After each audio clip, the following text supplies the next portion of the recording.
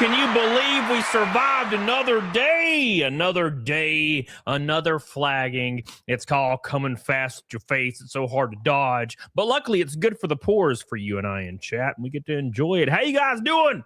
Hope you guys are doing well. We're back to cover the most recent flagging and the reason why the flagging happened. And it's going into a weird deep dive. Now, I got to put this out there for you guys. I know a lot of you are probably starting to catch up with this. But the flagged channels loosely, and I mean very, very loosely, somebody out there that is parasocially attached and can't let go, you know what I'm saying? They could say, maybe I could see where this video was a little bullyish, right? Oh, they're flagged for bullying and harassment, right?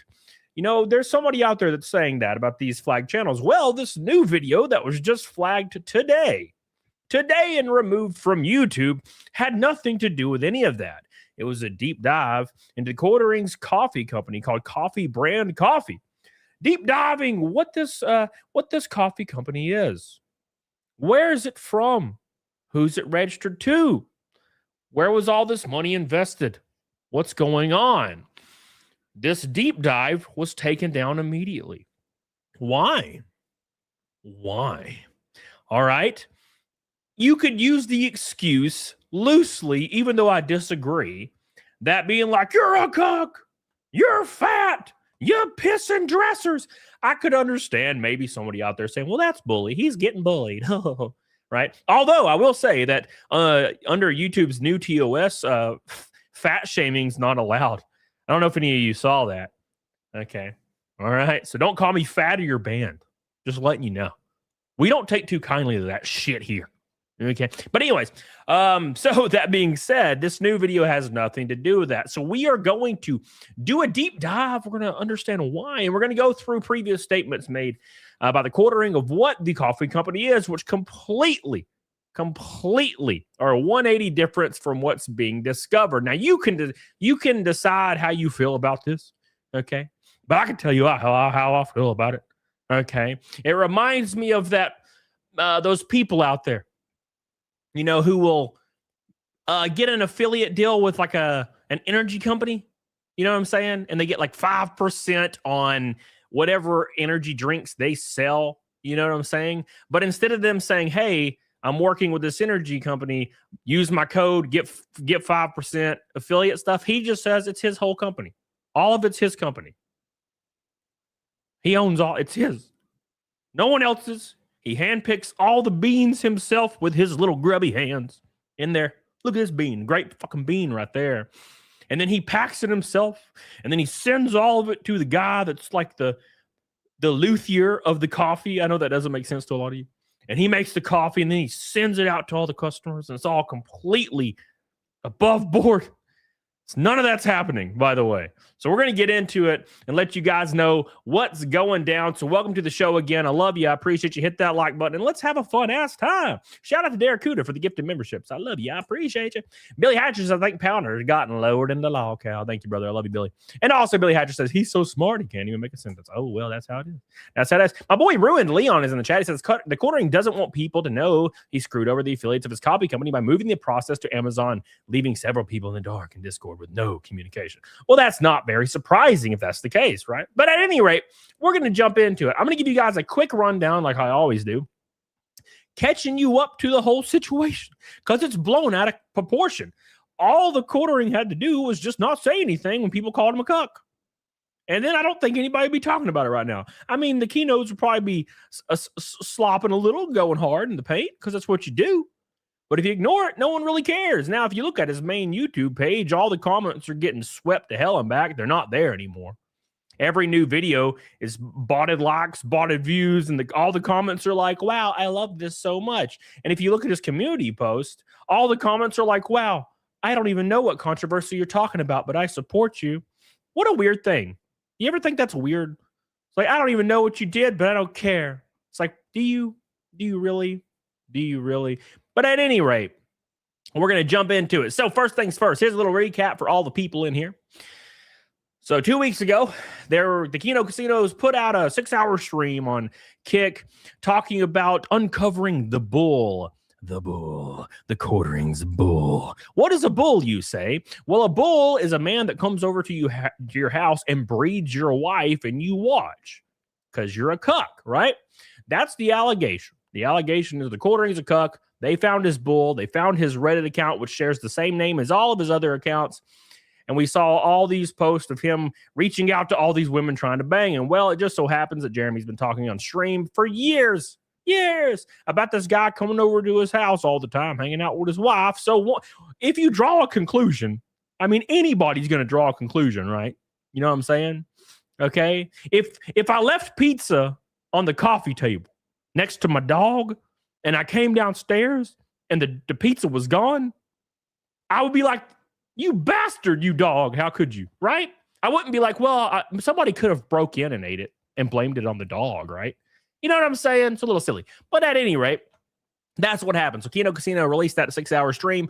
And the next 2 days later, the stream was struck down and removed after the quartering had DM'd Josh Moon and said publicly and threatened privately, which was public, I guess, anyway, that he could get the channel taken down at any moment. He could call somebody on a personal request and they would do it. And luck be have it, that shit actually happened. Okay. Since then, several other channels have been hit. Don't forget Andy Worski. His channel was removed the same day. Alyssa Clips, Mad at the Internet, Luther Morgan Today, Rant Man, and there's more. The new Blackstreet Boys. You know what I'm saying? So they're getting removed, but this most recent one doesn't make any sense on why it was removed. Right? Why was it removed? It has nothing to do with harassment or bullying. Nothing at all. But it uncovers some interesting stuff. Now, is it out of the realm of possibility that the quartering's just striking shit because he just doesn't like it? And he sees right now he can do it, and really no one can do anything but talk about it online, right? No one can do anything. All we can do is talk about it, right? There is no repercussions other than, I guess, public opinion, you know? So, at any rate, let's hop in. And also, the quartering did respond about his stealing shorts thing. And we'll pop that. That's a really short video, but we'll pop on that. We'll have some fun with that. And then we're going to get right into the sauce, baby. So let's jump right into it, okay? So there is a video that was on YouTube by Luther Morgan. This guy, Luther Morgan, had made a deep dive into the coffee company, okay? The coffee company that's called Coffee Brand Coffee. This is the quartering's coffee company. Now, on the surface, you don't really think anything's going on with the coffee company. I mean, I didn't really, you know, but people have been deep diving into this for a while. So let's pull that up and give you guys an idea of what's going on with this. Okay, we're going to start off with that and try to figure out why that this video was struck off the internet. I think I know why, and I think you guys know why as well. We can only speculate, though, right? We can only speculate. Until our boy hits the sauce, we might not know. So do me a favor, like the show, get the hell on it, dog on it. Don't forget we are up against the 608th naked snake, right? 608th? I can't do math. Alabama. 608th naked snake in a row, boys, on the super chats, the Rumble rants, and the PayPal. Get the hell on it, dog on it. Thank you guys so much, and thank you for the memberships today, Darakuda. I love you. I appreciate you. If you're not a member, become a member. Thank you. Appreciate you guys. All right, let's pull it up. Let's pull it up live. Live, I tell you. So here is the video. I want you guys to draw your own conclusions here. We're going to figure out what's going on here. Now, there is another video directly after this, okay? There's another video directly after this of the quartering talking about the coffee company and what it is. He says he handpicks the beans. It is not drop shipped at all. He has his own personal employees. He had to put 80 grand on a credit card, which he weirdly bragged about. He was like, yeah, it's not that much. He weirdly bragged about that. So he put 80 grand on a credit card to buy a K-Cup machine for a company that, I'm going to give you a hint, already exists. So who got this K-Cup machine? I don't know. I don't think anybody did. But that's neither here nor there. I think it was probably driving the point home that this is a totally real company, I promise. All right, here we go. So this is the video right here, by the way, that was struck down today. This is the video by Luther Morgan, who was struck down today. So let's jump into it and see what you guys think about this, because I think this is going to be very, very enlightening to what's going on. Maybe It's all because it's getting closer to the source. Okay. Is it bordering on illegal? I don't know. But I would have probably just ignored the comment, to be fair. Our journey really begins in Utah. So here we have Coffee Brand Coffee LLC. Now, Coffee Brand Coffee LLC, if you look at here, the formation date, which is April 14, 2022. And then if you scroll down here, look who the manager is. It's Jeremy Hambly. Now, of course, we redacted his address because that is a residential address. It's not a commercial address. But he is listed as the manager. Here you have Crook Legal Group. So this is the registered agent. So if you wanted to like sue Coffee Brand Coffee, or you wanted to serve them with legal documents, this is who you would go to. This is public information, by the way. And then, of course, we look at the bottom here. This is the physical address. So this is where the business is actually supposed to be taking place. So this is the address listed. It's Walter Street, Milwaukee, Wisconsin. This is the address listed for Coffee Brand Coffee, which is TheQuartering's coffee company. Was it copyright claim shade tree? No, it was taken down for harassment and bullying. And so this is a public address. This is a business address. So we're not doxing anybody. This isn't an individual. This is a company. It's a corporation. So my thing is, why is it out of Utah? Now, of course, that's where Mill Creek Coffee Roasters was. So it's heavily speculated that that was Jeremy's original coffee manufacturer. But I wanted to give Jeremy the benefit of the doubt because maybe he's switched from Mill Creek Coffee Roasters to a different firm, or he has an actual coffee factory. So if you go to, Utah and you go to the government website. This is where things get a little spicy, by the way. So there's no record of any of this. This is very interesting stuff. Yamofo says, if you drop a shipping coffee, you shouldn't need 300K. Here's my theory for you, real quick, Yamofo. My theory is that Jeremy took out a $300,000 loan, like a reverse mortgage or a second mortgage or whatever have you, and used that money for either building studios, getting toys like RC stuff, or buying airplanes. And he got in a hole and got kind of freaked out and decided that he needed to push this coffee brand as hard as possible to make up for it. Because when he started pushing it, he was really desperate about it, right? And I think he's like, oh, fuck, I'm in a top spot. And he started pushing this stuff to try to make up for him just blowing money on crazy shit. I mean, he bought an airplane, by the way, but that's whatever. Here we go. Thank you, Kid Mako Bear. Here's a juicy tip for the silliness. Thank you, brother. All right. And you look around, it's the Utah Department of Agriculture and Food. So they're the ones that issue licenses for food processing, food manufacturing. So what I did was I reached out to the deputy commissioner of the Utah Department of Agriculture and Food, and I emailed them. And I said, hey, I'm requesting assistance to try and locate documentation for a food business called Coffee Brand Coffee. And of course, the deputy commissioner here, Amber Brown, was gracious enough to respond to my request for public information. And she said, this manufacturer does not appear to be registered with the department under our food manufacturing program. So this is not registered in Utah. Okay. Program. So there is no Coffee Brand Coffee factory in Utah. Now, if we go back to the LLC, it says, well, of course, it's not in Utah. The physical address says it's in Milwaukee, Wisconsin. Well, if you actually pull up that address into Google here, it's actually a virtual mailbox. So it is not a coffee factory. It's not an industrial park. It's not even a coffee shop. It is a virtual mailbox out of Milwaukee, Wisconsin. There's nothing there. So the listed address for the business publicly is nothing. It's similar to that time that guy sent me his address, or sent YouTube his address, maybe, I don't know. And it ended up being a McDonald's in New York City. It's like, what the fuck? So another dead end, guys. Not looking good. So let's go to the state of Wisconsin Department of Agriculture, Trade, and Consumer Protection. So this department, very long name, this is the department that handles like the food manufacturing, as well as many, many other things. As you can see on their website here, it's everything from campgrounds to butter, Christmas tree grower license, dairy and elk, but what we're really interested in is food processing plant license. So let's go into the food, dairy, and retail food licenses page.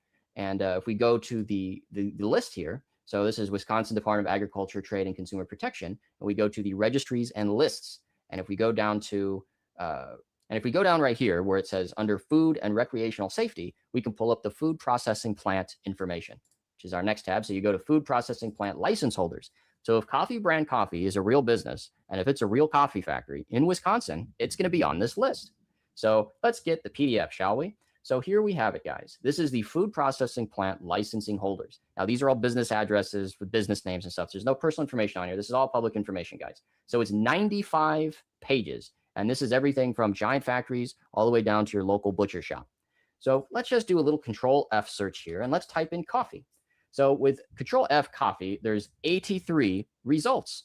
Now, so for example, the first search that comes up here, it's a Torque Coffee Company Incorporated at 3455 Payne Avenue, Sheboygan, Wisconsin. So if we look that up, as you can see, guys, it's like a coffee factory in like an industrial park.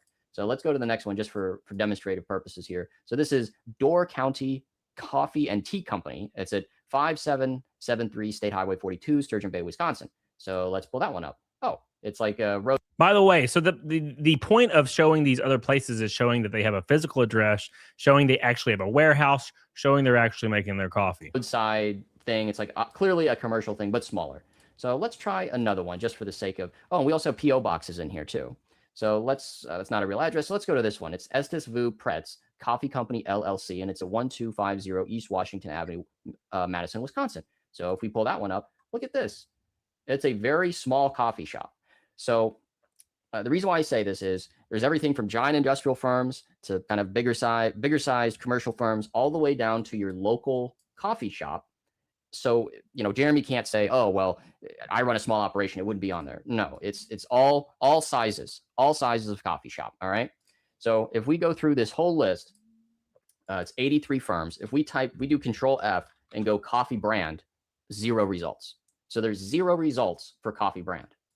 Now you say, okay, well, let's try the address. So if we go back to the Utah LLC, well, according to Coffee Brand Coffee LLC government paperwork, the physical address of the coffee factory is 1433 North Water Street, Suite 400, Milwaukee, Wisconsin. So let's go ahead and plug that address. Let's go ahead and plug that address into our search here.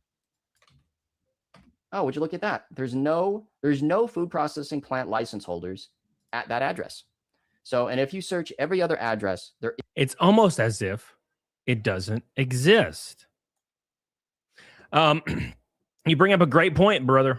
Arcanine says, all I'm saying is when YouTubers sell a product, you're an idiot if you think they're actually making it and asking their viewers for money.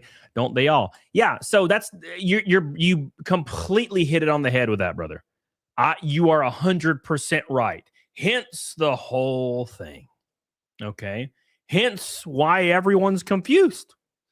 Because what you would expect, every single YouTuber within reason when they're selling a product, like I'm partnered with a PC company called Alexander PC, right? Code Camelot gets you 10% off or $100 off or something. It's a great company. Well, I don't make the PC, brother. I don't build the PC. I don't ship it to your ass. Okay. If I did, it wouldn't work probably. I'm just going to put it out there. Just put it out there. So that being said, what if I went live and I was like, hey guys, I need you guys to go to alexanderpc.com right now. And I need you to buy all these PCs. I have a limited issue run of 100 PCs. Okay. You know, I need to make this 80 grand. I need to pay it off right now. We have a great factory that I put together personally. Okay. I also, I hand select every piece of RAM myself. Okay. And I got a good manager that I hired and installed in this company to make sure everything goes out the way it goes. I test everything before it goes out, and I make sure it sends out, and I send you an autographed card when you get it. It's really, really above bar stuff. So really support my company and go buy you a PC right now. Okay. You're going to really like what I did with my own hands. Okay. If I said that, you'd be like, wait, you build these PCs? You started this warehouse and you hired all these people and you bought all the equipment for these PCs? Right? I would be lying. That would be a fucking lie, brother. You know what I'm saying? That is the difference. That is what TheQuartering has said. TheQuartering said he had to buy machines on a credit card for the coffee company. But if you look at pictures of the coffee company, it's a different place. We're getting to that though. Okay. I'm sold, Dark Tower. I'm sold. AlexanderPC.com. Go get you one. I built it with my own hands, apparently. No. Mark Reality, thank you, brother. I appreciate you. Do you have a pumpkin spice PC? Listen here. All right. I ain't no white girl. Thank you, brother. Kitty Scooch, thank you, buddy, for the 5 gift memberships. I love you, man. Thank you, Kitty Scooch. Thank you. I also forgot the Pounder used to have Black Rock cover of his sponsor until he dropped him in 2020. Then a year later, he makes his own company. Ooh. I heard something about that today from somebody over there. I can't talk about it, though. It sucks. I should, but I can't. Fire PA, next, you're going to tell me Dreher operates a daycare center in Minnesota. I would not be surprised. To be fair, that'd probably be very lucrative as far as money-wise. Mark Reality, you going to Flashcast tonight? I'm not planning on it. I love Flash, though. It's just never, like, he sent me the link last time, and I was asleep. Thank you, buddy. Alexander, the Resurrection. Coffee Brand Coffee. What an original name. Thank you, buddy. I appreciate you. Renee says, here's my support going to the gym. Not really my talk about watch, but keep it up, Cam. Thank you so much. I love you, Renee Galarza. You're the man, the myth, the legend. Pink and red from Rainbow Night already. Look at that. Hell yeah, guys. Thank you. All right. Let's continue this. And then we're going to deep dive because we also have we have to cover the video of Jeremy talking about this personally. Is no coffee factory. So there's no coffee factory in Utah. We've confirmed that with the deputy commissioner over in Utah. And then there, per Wisconsin Department of Trade, per the state of Wisconsin, Department of Agriculture, Trade, and Consumer Protection, according to the food processing plant license holders list, which is very extensive and 95 pages long, Coffee Brand Coffee doesn't exist in Wisconsin. So just for a further nail in the coffin here, I emailed Coffee Brand Coffee, and I was a little bit sneaky, and I said, I'm thinking about buying some coffee. Where in the United States is it shipped from? I got to say, Luther Morgan, he's like, I was really sneaky. And then I look at his email, though. I was like, what? And of course, what do you mean you were sneaky, brother? Come on. And they said, our coffee. Look at his email. Hold on. His email is lm@thebookonlawcows.com. But they probably don't know, right? Like the person following up with the emails. If I saw that shit, I'd be like, not responding to that guy. He's coming for my coffees are shipped from Phoenix, Arizona. So the coffees are shipped from Phoenix, Arizona. And it's funny because the automated thing says it's from Angel, but then I later got a survey for how would you rate the help Maggie gave you. So this is the infamous Maggie. This is the employee that Jeremy fired so that he could, buy a RC car track. And he unceremoniously fired this woman right before Christmas. And I requested 2 updates. I said, hello, is it roasted in Arizona as well? And then I emailed again, hello, can you tell me where the coffee is roasted? And then I received no response. So if there was any doubt that there's some Coffee Brand Coffee factory out there somewhere, there's absolutely no Coffee Brand Coffee factory in either Utah or Wisconsin.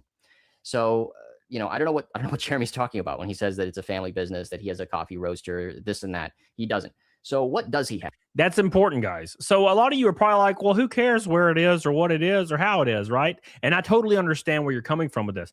Here's the issue. It was stated that this is a family business. You know what I'm saying? Jeremy's uncle's in the back squishing the beans together and shit. Now, he didn't say that, but I'm just, I'm painting a picture for you, okay? It's his family business. He's running with his uncle Bob, and they're struggling to survive, and they're trying to make ends meet. Right? That's how it's presented. It's presented that way. When in actuality, it looks like it could just be like an affiliate program with a label slapped onto it and upcharged times a gajillion %, because the profit margin for affiliates to repackage everything is insanely low, right? Anyways, Silke Johnson. Location is CBC, Utah, is an empty warehouse with a bunch of LLC tied to it. My niece plays volleyball right next to it. I've seen it many times. You know what that sounds like to me? Sounds like the Leering Center to me. The Leering Center. If you guys want to get a degree at the Leering Center, please like the show. That's the big question. I don't think that Coffee Brand Coffee is drop shipped coffee. If we go back to this video, and this is from March of 2025, in this video, Jeremy admits that he spent $300,000 on Coffee Brand Coffee, and then he put $80,000 on a credit card. Now, this $300,000 I was able to locate. So he's kind of telling the truth here. This $300,000, this was a home equity line of credit. So basically a second mortgage on his house. Ooh. So he put out a second mortgage on his house effectively. Ooh. For 7% interest rate. My God, brother. Whew. Holy ass, I tell you. God, that's intense. Some of you that may not know about mortgage rates because you haven't, purchased a house yet. A 3% or a 2% versus a 7% mortgage rate on a like $400,000 or $500,000 house is well over $1.7 million after like the loan is paid off. Oh, damn, son. That scares the piss out of me. I see this and it makes my asshole pucker. It puckers me, I tell you. Camelot Computer Brand Computers. Schlieben. Thank you, brother. I appreciate you. Renee Galarza, 5 get the memberships. Thank you, buddy. I appreciate you. We already got 11 memberships today. Hot and diggity damn, boys. You guys are wild. You're wild now, boys. A tenth of the way to Naked Snake even. Coffee Brand Coffee. in February of 2025. So in March of 2025, this is where he publicly reveals that he's $300,000 in debt. And then he also says, I put $80,000 down on a credit card. Now, $80,000 on a credit card is really high. So what I did was, again, with Wisconsin Public Records, I went to the UCC lien website in Wisconsin, and you type in Jeremy Hambly's name and also Coffee Brand Coffee LLC. There's no commercial loans around that time. So he's probably correct when he says that he put it down on a credit card. It's just insane to me that Mr. Hambly, Jeremy Hambly, TheQuartering, the Quarter Pounder, the Ham Planet, he would go $380,000 in debt over Coffee Brand Coffee, but that's just how he operates as a businessman.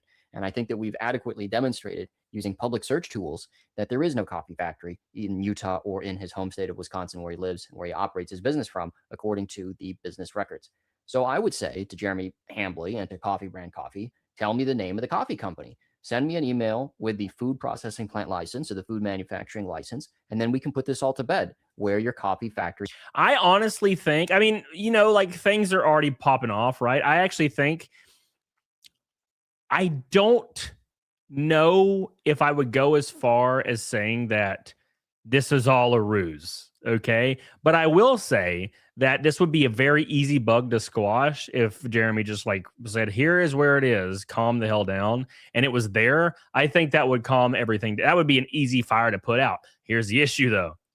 If any of it's true, that fire is no longer easily put out, right? You get what I'm saying here?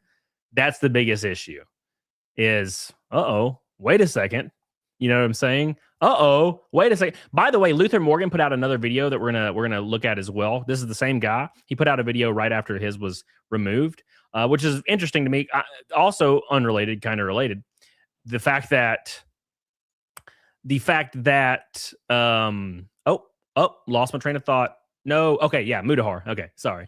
Mudahar apparently is putting out, or supposed to be putting out a video, right? So that's going to be pretty interesting, I think. So thank you so much for De La Lune. Enjoy the Quarter Pounder coverage. Also, good luck next week at Talladega. May you race with safety and speed. Hail. The Dragonborn. Thank you, brother. I appreciate that. Orange Boy. All right, let's move on. We're going to move on to the video of Jeremy specifically talking about the coffee company, which kind of is going to contradict a lot of things you just heard. Okay, and then we're going to move on to the video that's a follow-up of this one, and I'm going to let you guys come to your own conclusions here.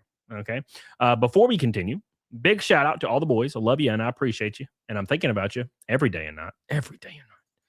Big shout out to all my boys. I'm sure you guys know. If you don't know, turn on Fox Sports 1 next week. I will be racing at Talladega, the NASCAR weekend at Talladega.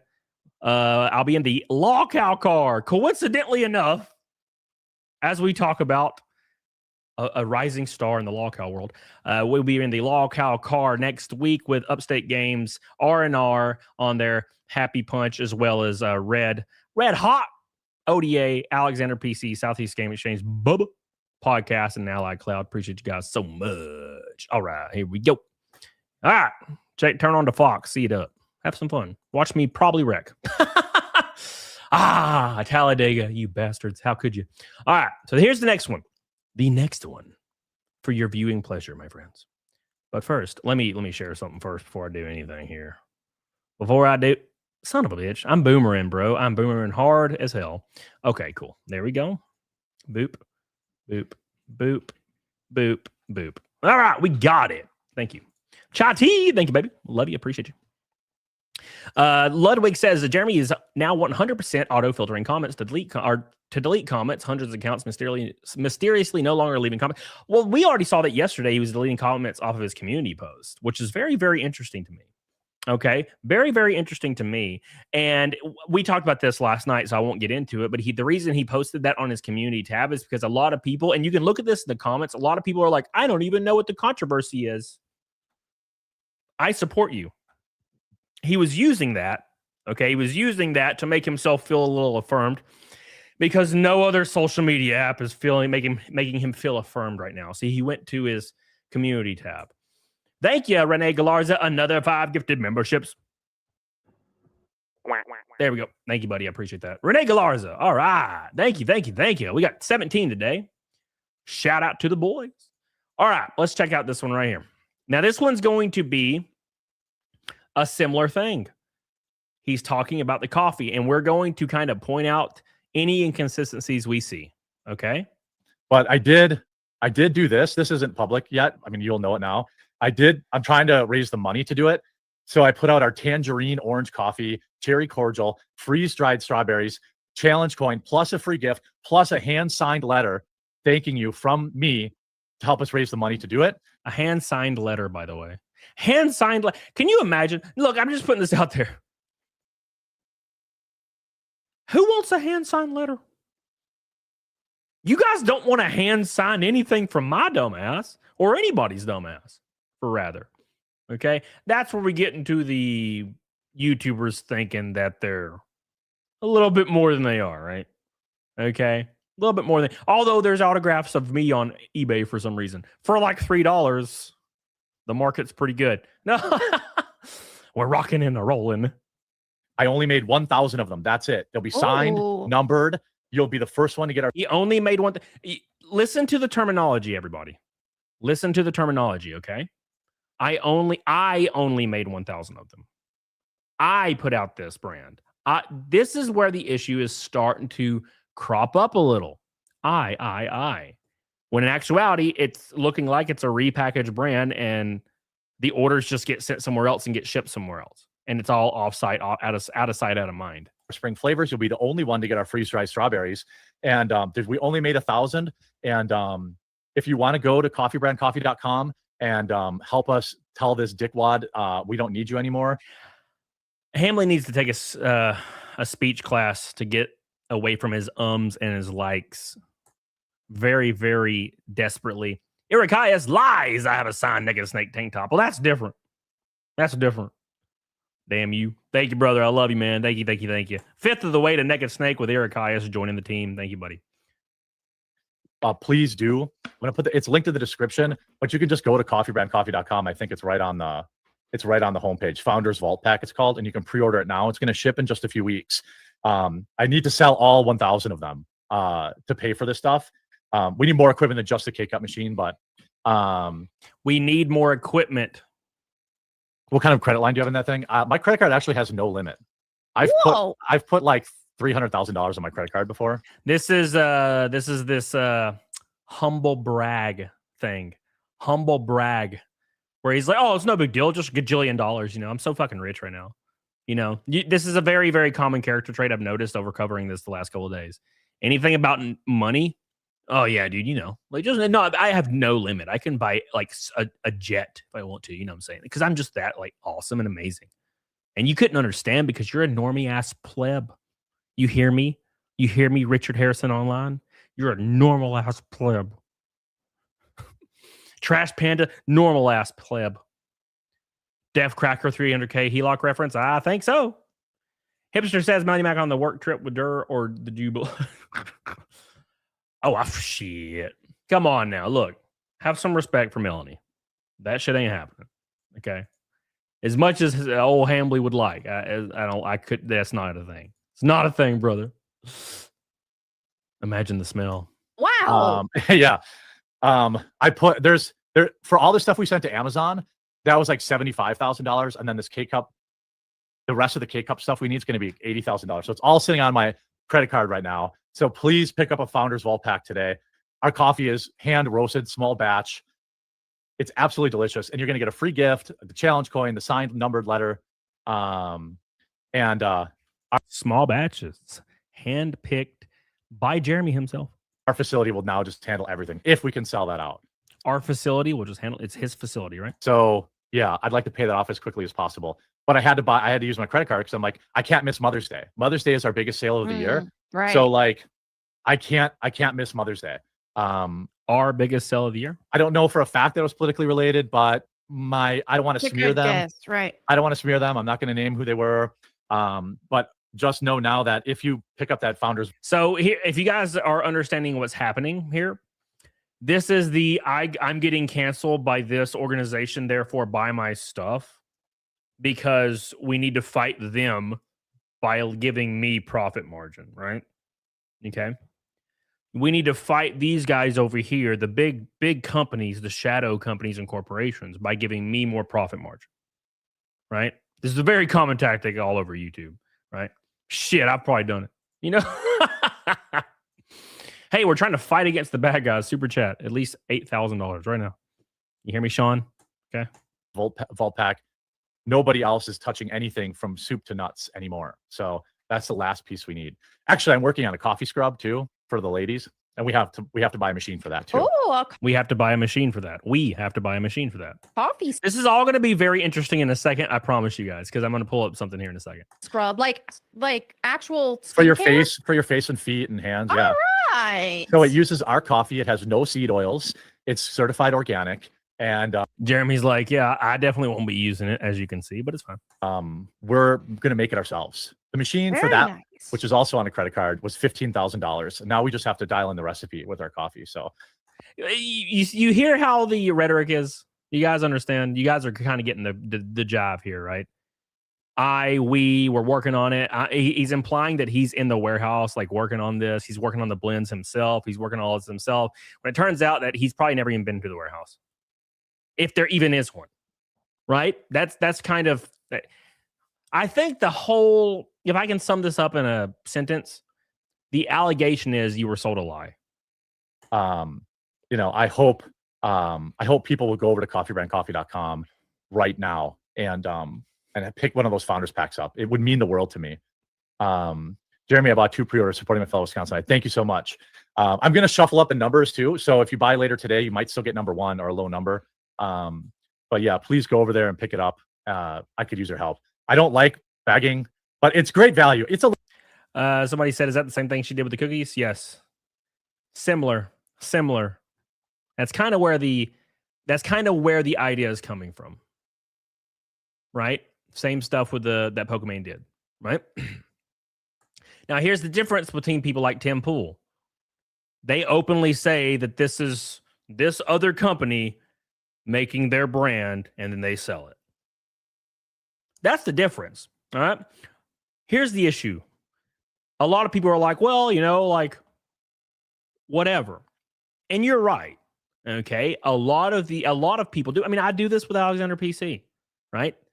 Hey, go pick up a PC and use my code, get some money off. Great people. That's it.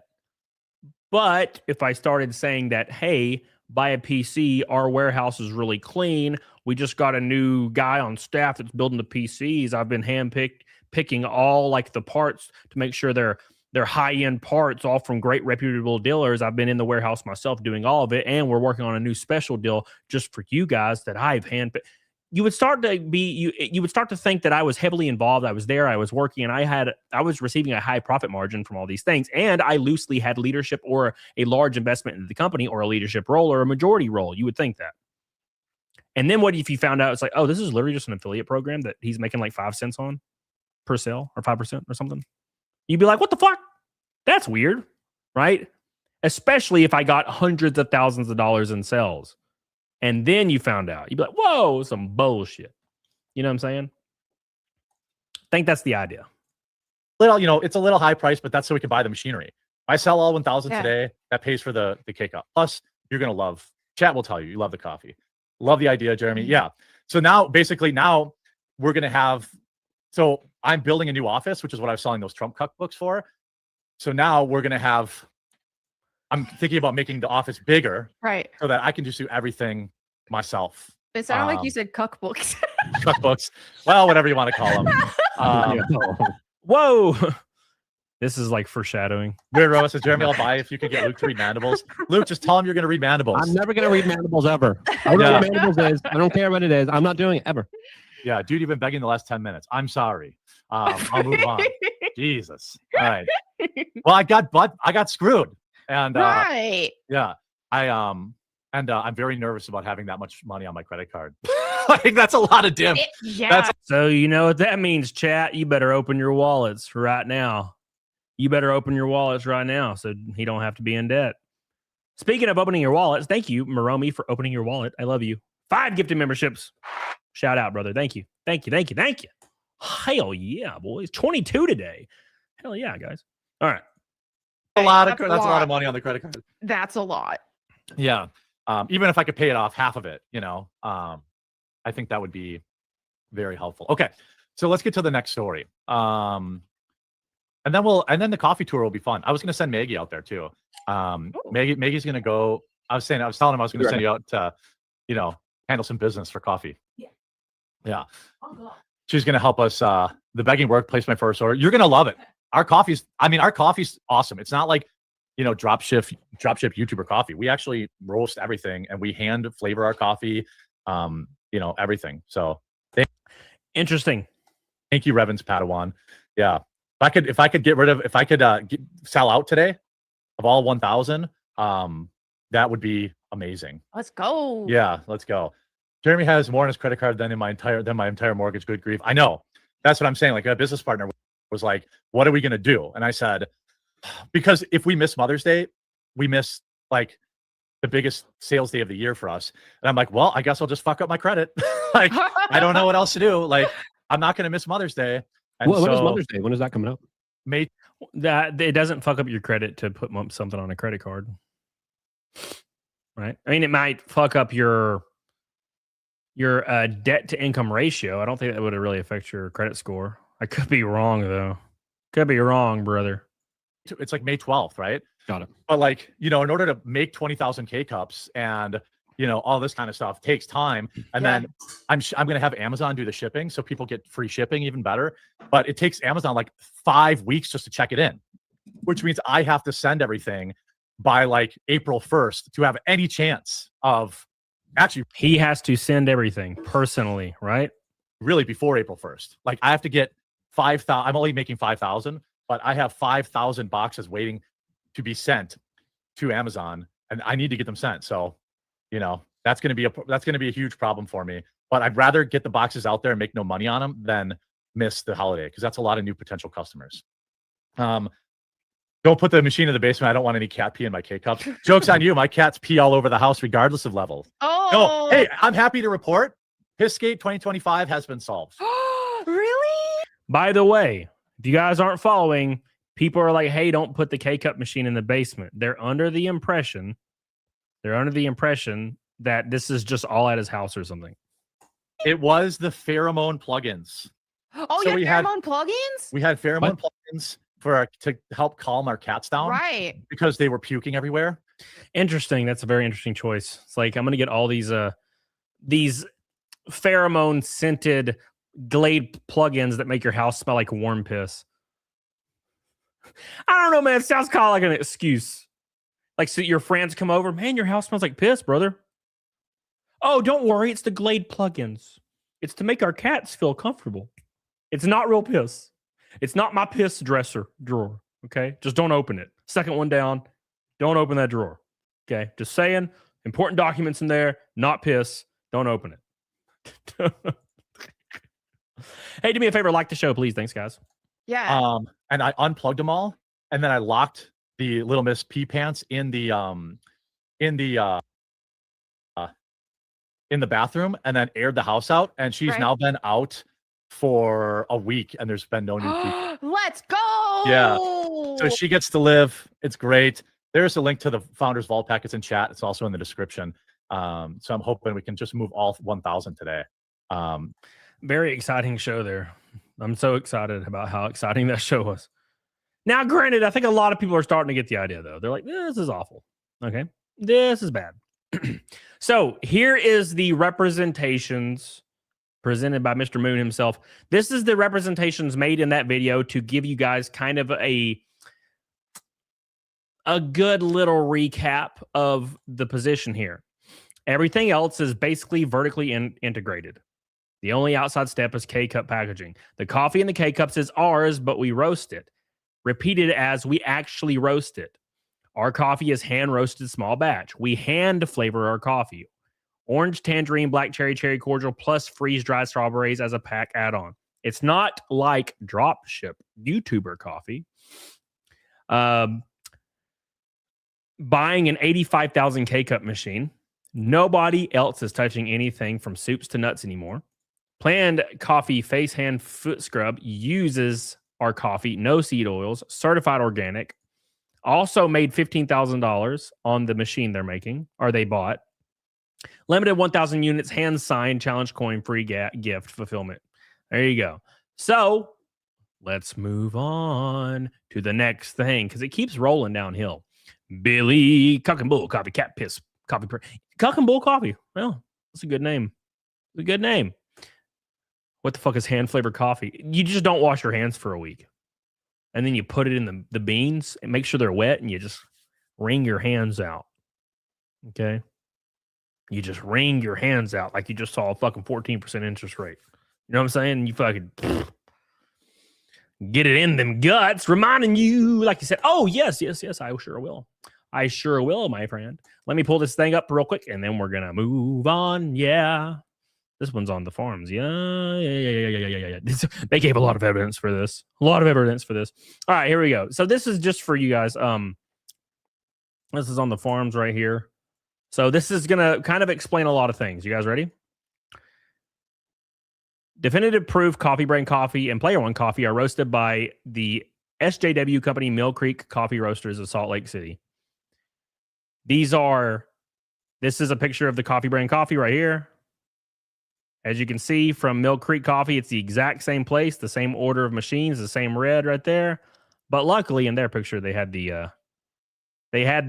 guy wear a shirt, right? Okay, here's a different angle from the Mill Creek. You guys all are seeing this, right? Even though it's a little small. Can I zoom in a little? Oh, look at that. Same place, same wall pattern, same machines. Same guy. This is actually from Jeremy's video himself. You know?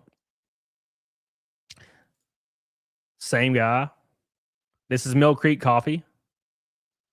All right? Keep in mind. Okay?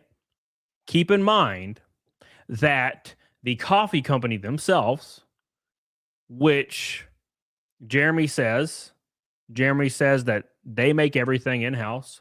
They flavor everything in-house. They do everything themselves. He had to personally buy the machines on credit cards, $300,000 credit cards, had to put a mortgage out, all that good stuff, right? All these things, okay? So, that being said, it looks like this is just a repackaged brand. That's what it looks like. Thank you, Grifty, by the way. And let's move on to the response video that was made by our boy today, Mr. Luther Morgan. Yeah, if I can find it.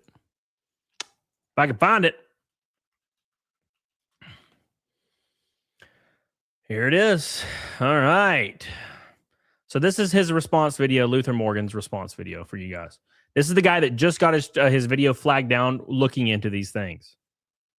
Right? So, yeah, Motiveo, yeah. Mm-hmm. Could the machines he's talking about be packing machines? Well, here's the issue, is why would he need a different machine for packing K-Cups versus packing anything else, right? A $15,000 machine to pack K-Cups? You know? What's the $300,000 for? Is it just buying product and getting the labels changed? What is that for? Right? So, anyways. I mean, that I wouldn't do that. Now, granted, look, I don't know about you, but I wouldn't be spending $300,000 to repackage some stuff and try to sell it. That sounds like a death sentence. What is a K-Cup even? I don't know, man, but I know they're like little circle cups you put in a machine and you stamp it down and coffee comes out. I've seen one before in a hotel room. All right, here's his response video, by the way. Luther Morgan's response video. This was the guy that just had his video false flag down. Okay, for the issue of bullying and harassment, right? Guys, how's everybody's weekend going? Well, my weekend got off to a little bit of a rocky start. I woke up to this. My latest video about coffee brand coffee was taken down for harassment and cyberbullying. Multiple people reached out to me as well to alert me that my video was taken down. I want to thank all the bigger creators who have been helping me and supporting me by bringing public attention to this. I also want to thank my readers and viewers for spreading the word as well. I'm a very small creator compared to TheQuartering, and I don't just mean that because he's physically larger than me, weighing almost a quarter ton. TheQuartering has 2 million subscribers. I'm 1,000 subscribers. When it comes to YouTube matters, he has every advantage. And that's why I'm so grateful for everyone's support. But how many other small creators have gotten taken down and nobody noticed? How many people before me got too close to the truth and were silenced? I'm glad somebody was able to archive the video and it's being shared. So to give you guys a rundown of who and what and why, Andy Worski, Kino Casino, Alyssa Clips, Man at the Internet, the new Blackstreet, Rant Man, and now Luther Morgan. What is that, like 7-8 people now? 7-8 people, something like that. That's the amount of people that have been yeeted off of YouTube for just talking about almost any and everything. Now, look, again, like I said before, I could understand from a certain perspective how like making fun of the guy might be seen as like bullying, I guess, right? Again, the updated YouTube TOS says you're not allowed to fat shame people anymore. So Nick Ricada's fucked, okay? Because that's his thing, is fat shaming people, right? So if you say I'm fat in the chat right now, you're dead. I will ban you, okay? And you'll be forever yeeted from line. So maybe I could see that, some situation maybe. But this video, where he's just talking about Coffee Brand Coffee and public information, gets taken down for harassment, bullying. I don't know, man. I don't know about that one, you know? If you Camel Little, whoa! If you start yelling, whoa, buddy, will quartering flag you? I don't know. I think the quartering is specifically targeting channels that don't have active partner managers, right? If you've noticed, all the channels that have been flagged down are less than 100,000 subscribers, right? Reason being, when you hit 100,000 subscribers, you can apply for a YouTube partner manager. That's how it used to work. I don't know about you guys now, but that's how it used to work. Okay, so it would be way more lucrative to flag down channels that don't have any kind of resource to talk to anybody. I can email my partner manager right now. Granted, they don't do anything. They don't really help me in any way, shape, or form. They have before, kind of, but it's the partner manager is mainly like one of those people that are like, let's have a meeting, and you have a meeting with them, and they're like, look at your thumbnails. Make good thumbnails and titles. I'm like, bro, I got the 100K somehow. I don't need your advice on thumbnails and titles right now. It's kind of like that. But they also can do other stuff. They can respond to you, maybe look into something else. So that's probably the idea behind not going after channels that have 100,000 or more subscribers. Anime fan for YouTube made the mistake of doing the deep dive into more of the Quartering's creepy antics. See the clip where he laughs and brags about drinking a past colleague's milk. Oh, yeah. I remember that clip. To give long story short, he worked at some kind of place, an office building, maybe, I guess. And some lady there was pregnant and had her breast milk in the fridge. And apparently the Quartering like wanted to drink it or did drink it. I don't know. Thank you, anime fan. I love you. Which kind of seems right, because when he talks about boobs, he talks about boobs in a really weird, infantile, like 12-year-old incel way. And I don't like using the word like incel.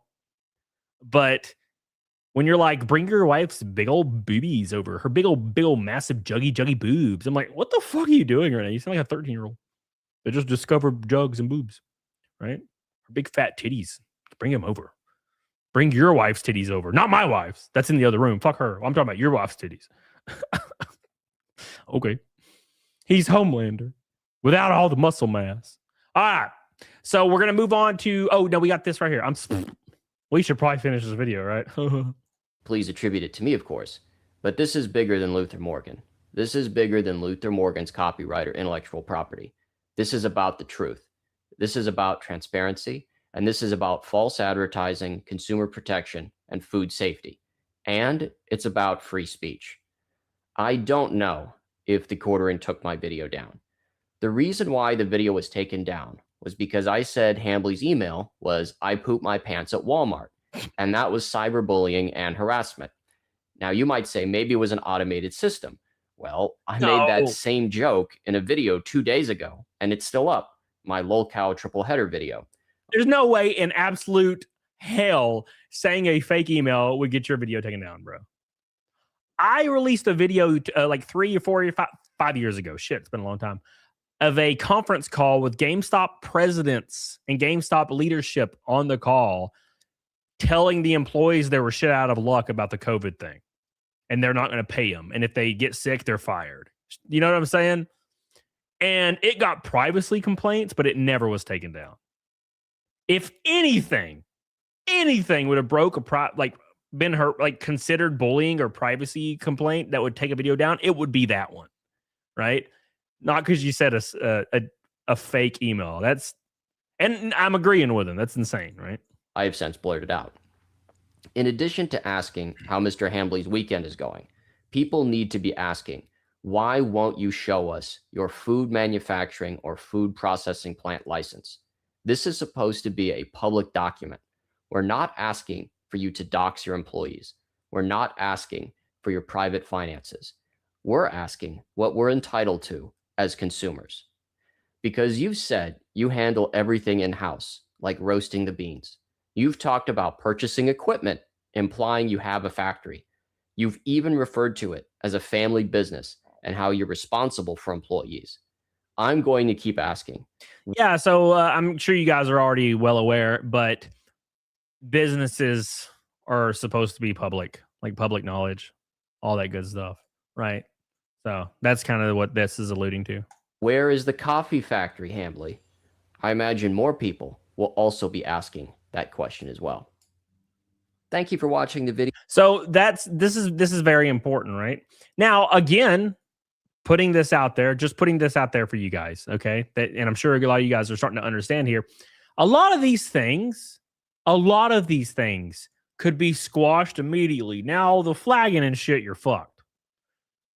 He's fucked on that front because he already lost the ability to kind of talk about it, right? Because he keeps making it worse and worse and worse and worse. The coffee thing, it's just people are getting more radicalized and more pissed. So when things like this crop up, you need to squash them immediately. Here's the business address. Here's the address. Leave me alone. You know what I'm saying? I don't think anybody gives two fucks about that. Same thing with the harassment claims. You know how Jeremy keeps saying that his like family's getting followed around and like DMs and people are coming to his house, yet the very same day he's talking about harassment, he goes out to a bar in public and posts a public picture. Why? I don't know. But that's what he did. So I don't know about you, but if I had people coming to my house and like following me around, I wouldn't leave my house and go to a public place. I'm just saying. Ain't no way in fuck I'd be leaving. I'd be in my house with my AR or my 12 gauge sitting right beside me with all doors locked and security barred and my security system popped up, baby. You know what I'm saying? I wouldn't be like, all right, well, all these people are following me around. Let's wait for one of them to leave and then we can leave and go to the bar and hope they don't follow us and kill us or something, right? I'm just saying. Ain't no way in fuck I'm going to be going anywhere with that kind of stuff going on. No way, no how. But wait, there's more. There's more. A little bit more on this. Riley Guy, TheQuartering has a lot of he's got a lot of explaining to do. Shit. Hell yeah, camel toe tag. Whoa. Yeah, I live in Alabama, brother. You don't break the threshold. Thank you, buddy. I appreciate that, Riley. I love you, man. We're closing in on Naked Snake faster than hell. Make sure you guys like the show. Like it. Love it. Want some more of it. The LLC even states marketing, sell, and distribution. He never intended to manufacture, yet claims this was happening, right? This is the whole point. Was, hey, we are roasting it, we're hand picking it, we're buying the machines for this, right? It's all alluding to this fact of you are putting your money where your mouth is and you're manufacturing a product yourself for everybody. Now, you're probably thinking to yourself, who gives a fuck, right? Because I understand. Who gives a fuck? But here's the thing. A lot of people are likely buying because they think that, right? What's the issue here? So, when I email like sponsors in racing, I'm like, hey, man, I'm racing at this racetrack, need some support, would love to have you on our car, like tie in some social media, blah, blah, blah, blah, blah. I always include, like, I'm a small guy. I'm from a small ass town. I live and die by small sponsors and local sponsors. So, let's try to make a trailer park effort together with like two small businesses. Let's do this because we don't have like IBM on the hood. You know what I'm saying, right? Which is true. And people do like that, and people want to get involved and kind of come together and tackle a mountain with a molehill, right? Jeremy is selling it that way. Jeremy is selling it like, we're a small operation, we're tiny, we're barely surviving, and if you buy it, you're helping us directly keep our operation alive and pay my employees. When in actuality, that's not the case, right? People are buying because they're thinking they're helping the underdog, when in fact, they're just feeding the beast. You know what I'm saying? Does that make sense? I don't know if I'm explaining that. Tristan says, where's PDH? She's downstairs making something. Making something. I don't have an AR, but I do have an AT assault toaster. Oh, all right. So another piece of the pie here. As you can see right here, it says the purpose of the company is to engage in marketing, sell, and distribution of beverages. Marketing and selling. The marketing of said beverages, the marketing is him shilling it on his show. But he's adding a layer to it, implying that he's making it all himself, or he has employees making it in their warehouse behind his house, and he's buying all the machines himself. Not production, not manufacturing. But he's implied that he's doing production and manufacturing. And that's where everybody has a problem. Okay? Everybody has a problem, and it kind of goes in line a little bit. It kind of falls really, really well in line with it falls well in line with his personality traits, right? So his personality traits is to take something small and make it huge, right? Like he can't go on financial audit because Caleb Hammer would just laugh and say he's so rich and successful and handsome that he doesn't even need to be on the show, and they won't even let him be on the show because he's too rich and successful, right? When in actuality, he's probably just doing all right, right? He's probably doing all right. Now, there is something weird in the air, though. I'm not a huge creator or anything. I'm pretty small. But I have connections with a lot of people that I've talked to in the past, just through like friendships and relationships and stuff. And there's this weird thing in the air where like a lot of like large creators are like losing everything. And I don't know what the fuck's going on. I've heard this like from 3 different camps now, where like all these really, really popular, very large creators are just like going bankrupt. And I'm like, how's everybody going bankrupt when I know for a fact some of these shows are bringing in 100, 200K a month in just ad revenue, and we're not even talking about like actual direct supporting with platforms. We're talking about behind the scenes ad revenue. And I know like several different operations that are pretty much almost done, and they are still on the top of their game right now. And I'm like, how the fuck is this happening, brother? My happy ass is making $100,000 a freaking month, bro. I'd retire in 2 years. You'd never see me again. Where'd Camelot go? Posted 2 months ago, me in the pool in Vegas. Oh, drunker in hell. See y'all later. You know what I'm saying? Billy says him being obsessed with Mother's Day sales is so creepy and weird. I doubt my mom would buy him ham flavored coffee. Well, I mean, that's probably realistic. It's one of those things where Father's Day, they sell a lot of like tools, like ratchet sets and stuff. And Mother's Day, you're going to sell a lot of like candles and coffee and like, special blends of coffee and stuff. So that makes sense. Thank you, Billy. I appreciate you, brother. I appreciate you. Thank you, my friend. Thank you. So yeah, that totally makes sense. But there is this weird thing in the air where shit's going bad for a lot of people, and I don't really know why. I don't really understand why. It's very, very interesting to me that this is all going on. Now, TheQuartering did post on Twitter, though. Now, I totally thought that this was going to be one of them whiskey nights, because when TheQuartering starts to lean into something, it's about to get bad, right? You're like, oh God, it's about to get bad. It's about to get real bad.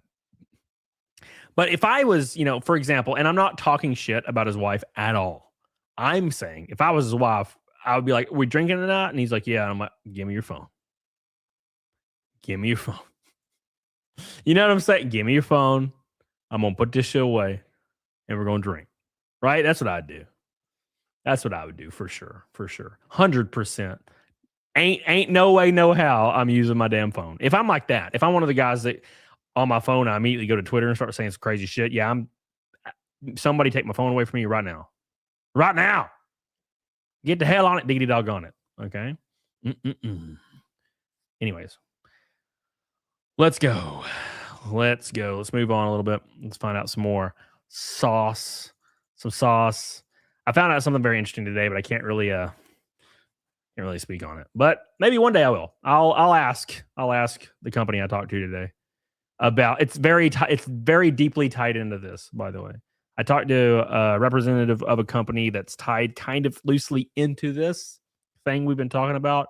They gave me some crazy fucking info about Jeremy and their past, and said I can't talk about it. And I was like, oh, well, let me know when I can. Okay. You can come on my show. We'll talk about it. We're going to have a lot of fun. Dev Cracker says, a fool and his money are soon parted. Yes. All right. Here we go. Yeah, a lot of people have been texting me. Like, as soon as I started talking about this stuff, they're like, hey, man, I know a thing or two about a thing. I work at this place. You guys, you didn't hear this from me. And I'm like, okay, can I say that? No. Why'd you tell me it? Why'd you tell me that? I'm excited. All right, so here's a boy. So everybody has been shitting on the quartering shorts because if you haven't been really paying attention to it, and I don't blame you, Cody did. The quartering has been kind of under the radar with his shorts. So what the quartering does is he steals a popular short. He like basically goes to Google or something and he'll type in viral shorts or viral reels or something and find some off TikTok that have a lot of views. He'll add an intro to it and he'll be like, what are the oranges for? Tell me what you think in the comments. As he looks down and reads the script of his one sentence that he has to read that he can't remember for some reason. And then he puts his watermark over the TikTok logo and then just plays the video. Well, he responded to that today. And here it be. Here it be. Make sure you like the stream or forever hold your peen, boys. We're also a quarter of the way to Naked Snake, or well, third of the way. Make sure you guys get the hell on it, doggone it. Shout out to all the members today. 23 new members. I love you. I appreciate you. And we're at 141 of Snake Time. Snake Time. Snake Time. All right. Thank you, guys. All right. Let's check out what our boy has to say. All right. Well, that is the show for today. I've got to do a bunch of low effort short slop that everyone's really mad about. I've got to do that, even though everyone does it. And, you know, instead of complaining about it, you could just do it yourself. So I've got to do that. Everyone does it, apparently. We all do it. It's fun. Everybody in the chat, you do this too, right? You all do it too. Why are you mad at Jeremy for doing it? Come on. You're all doing it. They could just do it and make money too. God, brother.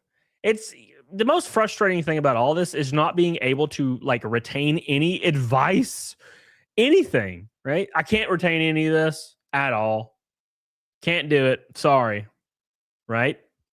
You know, it's kind of frustrating to me. I can't retain this. Therefore, I'm just going to get angry about it. I'm like, you know, you can take some advice from some of these people, right? Course correcting is not a bad thing. But what are the oranges for? Well, I bet it tasted good. Let me know what you think. Fuck off and get your own content. Stinky fuck for panda. Oh my gosh. Even though everyone does it, and instead of complaining about it, you can just do it yourself, i.e. still content. This one's my favorite, actually. You guys want to see my favorite? This is my favorite right now. Was that AI? Yes. Of course. All right. I do like how the AI was like, yeah, she probably has an Asian accent. We'll just throw that in there. It's totally fine. Don't worry about it. She's probably Asian. It's all good. Trash Panda, I want to be like Jeremy when I grow up. But imagine the smell. All right, here we go. Check this out. You think it is? You gotta check this out. Well, here we You go. should. And this looks like these results are required. Let me know what you think in the comments. What do you think? Check this out. Again, check this out. God damn, brother. I've never in my life seen a more low effort content example than that in my life. And I think it's because there's just no shame. You know what I'm saying? There's just no shame. He has zero shame. None at all. He don't care. He's like, fuck him. Fuck him. Don't care at all. I want my money. Give me my money. And I'll tell you why he thinks that. Because I've had these thoughts in the past, not personally about myself, although it has in the past, it has kind of dipped in where I'm like, oh, well, who gives a fuck? Right. But what he's saying here or thinking is he can put out the content and people are going to watch it. And the people that don't like him, doesn't matter. He'll replace them in 2 seconds. Right. You don't matter. Who cares? I replace you in 2 seconds. Nothing matters. That's how he's looking at it. He's looking at, I can just get new viewers instantaneously because I'm so great, and anybody that's mad at me can fuck off, and it won't hurt me in any way, shape, or form. And that's kind of like where I think that he's going to be unfortunately mistaken when people actually unironically stop watching, right? A lot of people forget that you have actual loyal viewers. You have loyal viewers that will watch you for years, and I mean years, and support you through all the tough times. I've had ups and downs on YouTube, man. For sure. 2025, maybe? No, it wasn't. It was like the last 6 months, probably before like the last month. Is, I was having big crevices and big downs, but I always had the same people in the comments, the same people in the chat that were always supporting me. And if my buddy Sean texts me, for example, he's right here. If my buddy Sean texts me and was like, hey, man, like, this thing you're doing fucking sucks, and I know a lot of people think it sucks. Like, what do you think? I would take that to heart, maybe course correct, and see what I could do to fix it. Because Sean's been here for fucking years, through all the tough times. Jeremy doesn't see it that way. Jeremy's like, the viewers know nothing. I know more. I am successful. I am rich. I am handsome and sexy. And I don't give a fuck what any of you say. I'll ban you. I don't care if you've been here for 10 years. Fuck off. Right? I'll find a new Sean in 2 seconds. You know what I'm saying? There is no loyalty there. Although Jeremy does expect complete loyalty from other creators, right? So Jeremy said online that he's been betrayed by all these creators, and none of them actually were loyal. What does that mean? What does it mean to be loyal? Right? Does that mean that when you make horrendous choices, you're not supposed to be called out? That doesn't make any sense at all. You know what I'm saying? Makes no sense. It's very, very confusing, and I don't get it. Okay, I don't get it at all. But that's kind of the idea. He thinks he's going to be able to replace you in 2 seconds.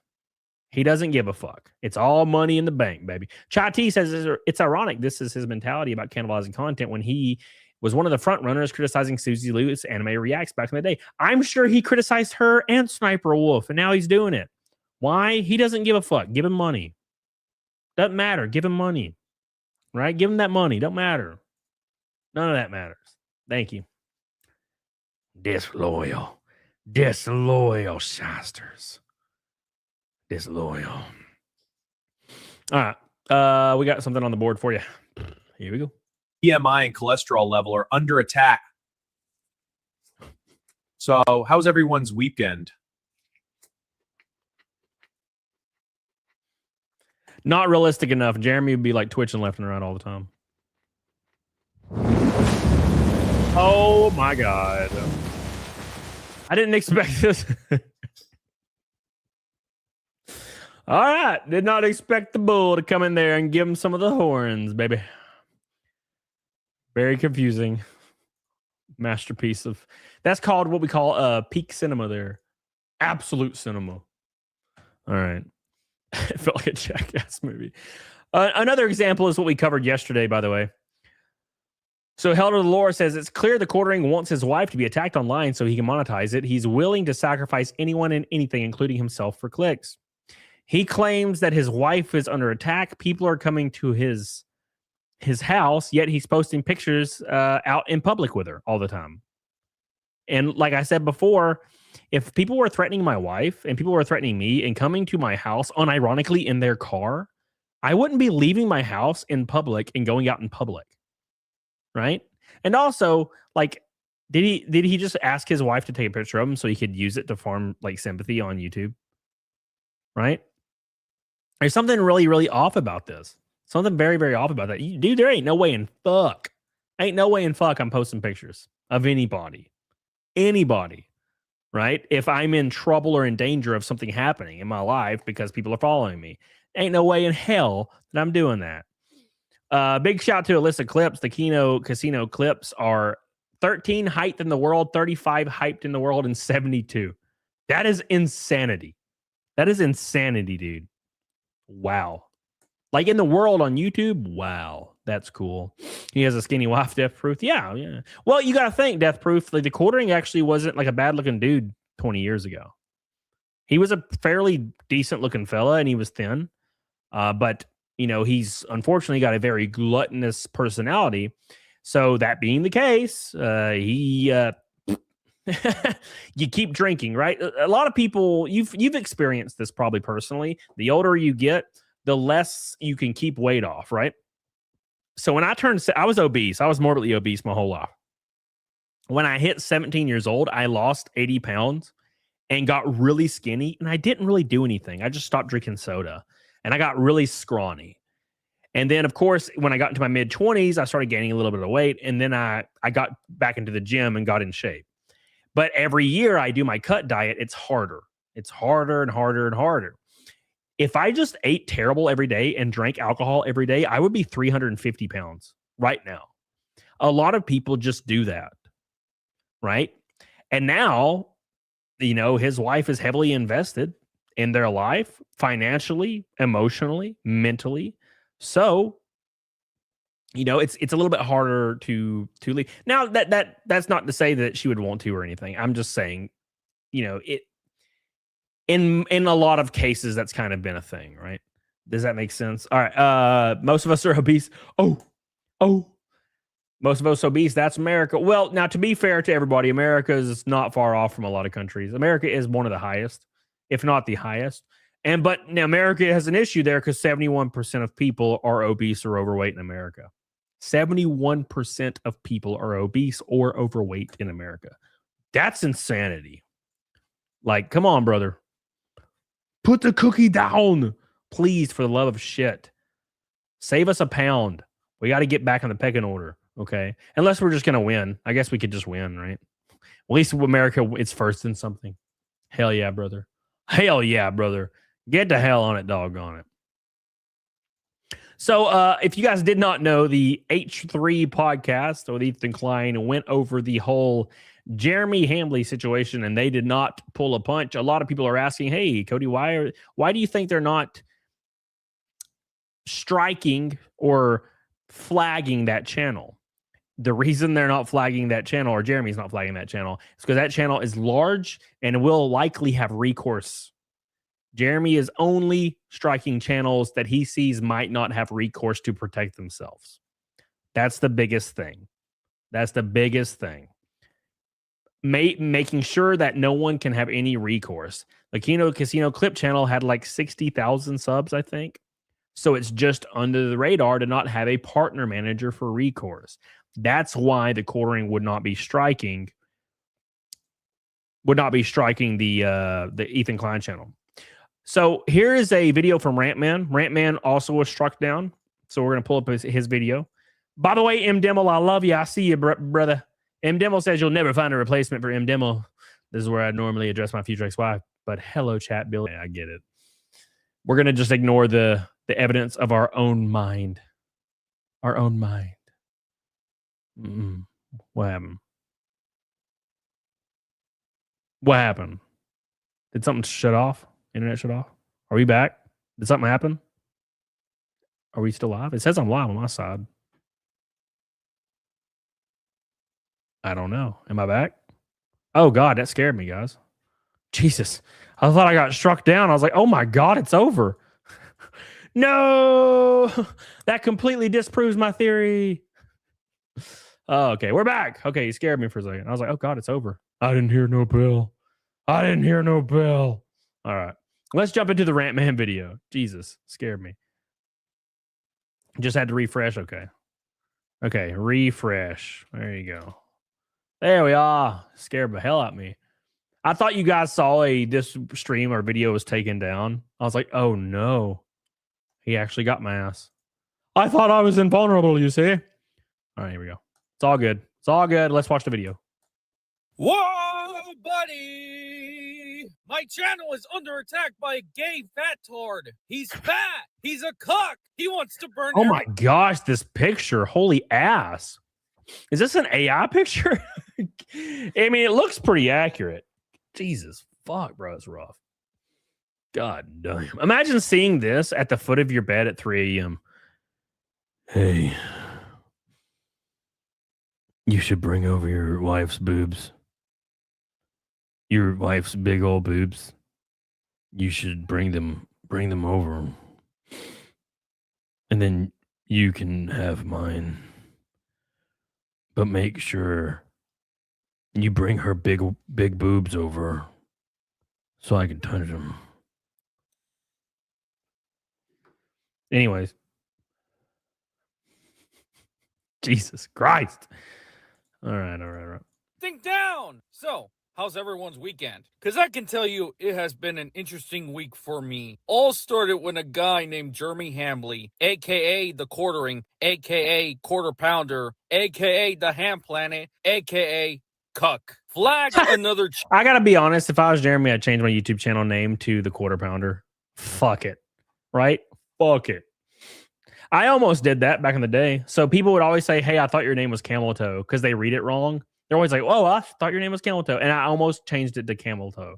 And then I tried to change it to Camelot 331 because everybody called me Camelot or Kumalot. I think it was Kumalot. So I was like, yeah, I'm going to change it to that. And YouTube was like, you're going to lose your check mark. And that shit took 9 months to get. And I was like, no, I'm not doing that. No, we're not doing that. Channel called Kino Casino Clips. Kino Casino is a comedy show where they make fun of other YouTubers who get themselves into controversies. And Quartering was one of those people, exposing all the lies he said in the past, including scamming his own audience. Everything seemed normal. Then we get to the bull story, where it turns out Jer and his wife have an open relationship with another guy named Adam, who turns out to have a criminal history, which includes abusing his wife. Kino Casino covers it, and then when a snap of a finger, their YouTube channel gets banned. Andy Worski channel also gets banned. Who could have done such a horrendous act? What a coincidence that the day before their ban, Jer DMs Josh Moon, owner of Kiwi Farms, telling him that he's gonna take everything from them. But like usual, Jer, he denies it. To be fair to Jeremy, Jeremy was probably drinking like a motherfucker, right? Motherfucker. There's no sound. That's the gist of What? How is that possible? Is there no sound? You guys sure? But it's supposed to be on. I'm confused. Somebody confirm, please. Am I getting trolled right now? I hear it. Okay, cool. Now you're probably asking, what the hell does all of this have to do with me? Well, not too longer after Kino Casino got banned, I made a video talking about it. Pretty much did what everyone else was doing, calling out this BS. Video does all Isn't that a masterpiece of a picture, though? right. Then news hits that another channel got flagged. Alyssa Clips, which was the substitute for all Kino Casino clips, gets flagged for a video about the bowl. While that was happening, I do a live stream on a Saturday evening, cover everything that happened in the last 2 days. Everything was normal. Then jumping into Monday was a pretty normal day. I go to the gym, visit family, made another video, end the day off watching Kino Casino stream on Kick. While watching, I check on my YouTube studio to see how my video was doing. I then see a notification. I click on it, and I read a message saying that my stream was taken down for harassment and cyberbullying. I click on the timestamp, and it takes me to the part where I go over Melanie Mac's video, specifically the part where she says that Jared gave his life to Christ, which I then respond, bullshit. That's what got my video flagged. So I screenshot the message, and I posted on X. I appeal it, and waited for like an hour. Unfortunately, it got denied, so, I guess. Now, thankfully, I only got a warning, while others, I believe, got strikes. Not even 5 minutes in, and my tweet blows up. I see people tagging Andy Worski and PPP. They react to it on stream. Yellow Flash, Brittany Venti, Smash JT, and Camelot retweet. Geeks and Gamers also cover. Well, damn. All right. Shout out, dude. Yeah, dude. Insane situation. Real quick, Billy says seeing that face would be so scary. Nah, hell yeah, brother. I ain't lying, dude. It'd be something to see at 3 a.m. Deported Sicilian Gamer says, Camelot, are you secretly boofing coffee under the desk? think this is the way quartering intended. Yes, sir. Of course. Thank you, brother. Appreciate you. Alexander, Return of the Nether Realm. Oh my God, DSP just made a video. I already got it ready, boys. Already got it ready. Thank you, Alex. Love you, buddy. You guys, we're going to go ahead and move to DSP's video. DSP just released a video just now about the quartering. We got to watch it, right? I mean, that's like the rule. That's the rules. I love his thumbnail. It's just him standing there. You know, you think you'd have a thumbnail. No, we don't need thumbnails where we're going, boys. Quartering. Because now it's quartering time. All right. Let me talk about it as quickly as I can. All right. So for those who as quickly as DSP can is 29 minutes, apparently. who don't know, the last couple of weeks, people keep coming by my streams and bringing up the fact that there is an ongoing feud between TheQuartering, who is an internet content creator, who very much is into politics. He is very conservative, okay, and deals in those circles. He always does other content as well. He does like Magic the Gathering content and stuff like that. But today, he's mostly focused on culture wars and politics, and he finds himself on the conservative side of things, okay? The reason that people associate that with me is because many years ago, he did an interview with me at a time when I hadn't done any interviews, okay? A lot of people say that he gave me a softball interview. To this day, you know, when I think about it, it's like it was more of a chill conversation. Sure, he did ask me questions. I do have to say, why do, and I'm not shitting on any of you guys in the chat, okay? Look, I need to give you a disclaimer. Not shitting on you. But why is every dude obsessed with Magic the Gathering hyper obese, bald, and like beardy and unkempt? You know what I'm saying? Like, does it just happen when you start getting interested in it? You just start gaining weight and you start going bald? Like, am I to assume that you're in good shape and you look nice and then you go into the card shop and it's like cancer? You know? It's weird. Had to do with some drama stuff. But for the most part, it was just a nice conversation with the guy. All right. It also wasn't that long. What was it, like 30 minutes, 40 minutes, something like that? This was long before all the side scrollers interview drama or any of that crap. Okay. So that's why on that side, people associate that with me. On the other side, TheQuartering is feuding with Kino Casino. All right. Kino Casino, everyone knows the association that I've had with them, that I worked with them for about 8 months. And then we had a falling out, a big public thing. And basically in the last year, they've made endless amounts of content about me while I have completely ignored their existence, except for the fact when you guys bring it up in my chat and I'll briefly say, haha, and then we move on. It's not a big deal, right? I'm doing good. I don't, care about probably what TheQuartering should have done. That shit because I've moved on and I'm doing very well for myself. Okay. So when these two sides, two different, sides of things are getting, smashing each other's heads against each other. All right. People tend to want to get my take on it. So what is going on? So from what I'm doing, Mark says, what's with shitting on people's looks lately? Bro, I've shit on people's looks for years. I'm vain. There's a reason I go to the gym 7 days a week. I'm terrified. I don't want to catch the ugly. Understand, increasingly over the last 2 years, Kino Casino has covered TheQuartering in a negative way, making fun of him, drama stuff about him. And from what I'm to understand, I don't know if I understand that situation fully. It got personal. It wasn't just about, TheQuartering's content is garbage and stuff like that. It got more into, much like the casino always does, they got into his dirty laundry. They found the skeletons in this guy's closet, When they're talking about Nick Rakita or whatever, they're not just talking about what he says as an internet lawyer. They're talking about the fact that he's doing drugs and getting arrested, right? Exactly. So in regards to TheQuartering, from what I'm to understand, they got deep into personal stuff regarding but why would you talk about what they say on their stream? Well, now to be fair, that's Kino Casino is talking about what TheQuartering's saying on stream, right? It's his own words, brother. You know what I'm saying? And also that's entertaining, right? Him and his family. It wasn't just him, but it's him and his family members and things like that. Well, I can kind of say, yeah, I kind of get it, because that's exactly what they did to me. If you guys don't remember, that's why I stopped working with them, because they kept saying insulting things about my wife for literally no reason. Like, my wife's not part of my content. She's not part of the conversation with them. Why are they insulting my wife? Oh, because they think they could just get away with whatever they want and everyone's going to like it. Well, I didn't like it. And I said, I don't have to work with you anymore. I hold all the power in this situation. And I cut the cord and I left and haven't worked with them since, right? Well, TheQuartering basically said, I guess from what I'm to understand publicly, he said publicly, listen, I am not going to let you guys do this to my family. It's one thing if you are insulting me if you're insulting my business. And to be honest, I like you guys and I like watching your content. I even like you guys making fun of me. I think it's funny. I get it. Everyone gets a turn to be made fun of, right? But the fact that you are making it so public, this private stuff, this personal stuff that is not part of my content, right? That's where I draw the line. Now, did he just say, well, I'm not going to talk with you guys or work with you or ignore you? No. He basically made very public threat. Well, I guess it wasn't public threats. It's so weird and convoluted. I'm still trying to wrap my head around the whole situation. For what I'm to understand, I'm worried that I'm getting the vibe that he's about to sweep a little. Right? Everybody that starts off with they're attacking my family. I'm like, wait a second.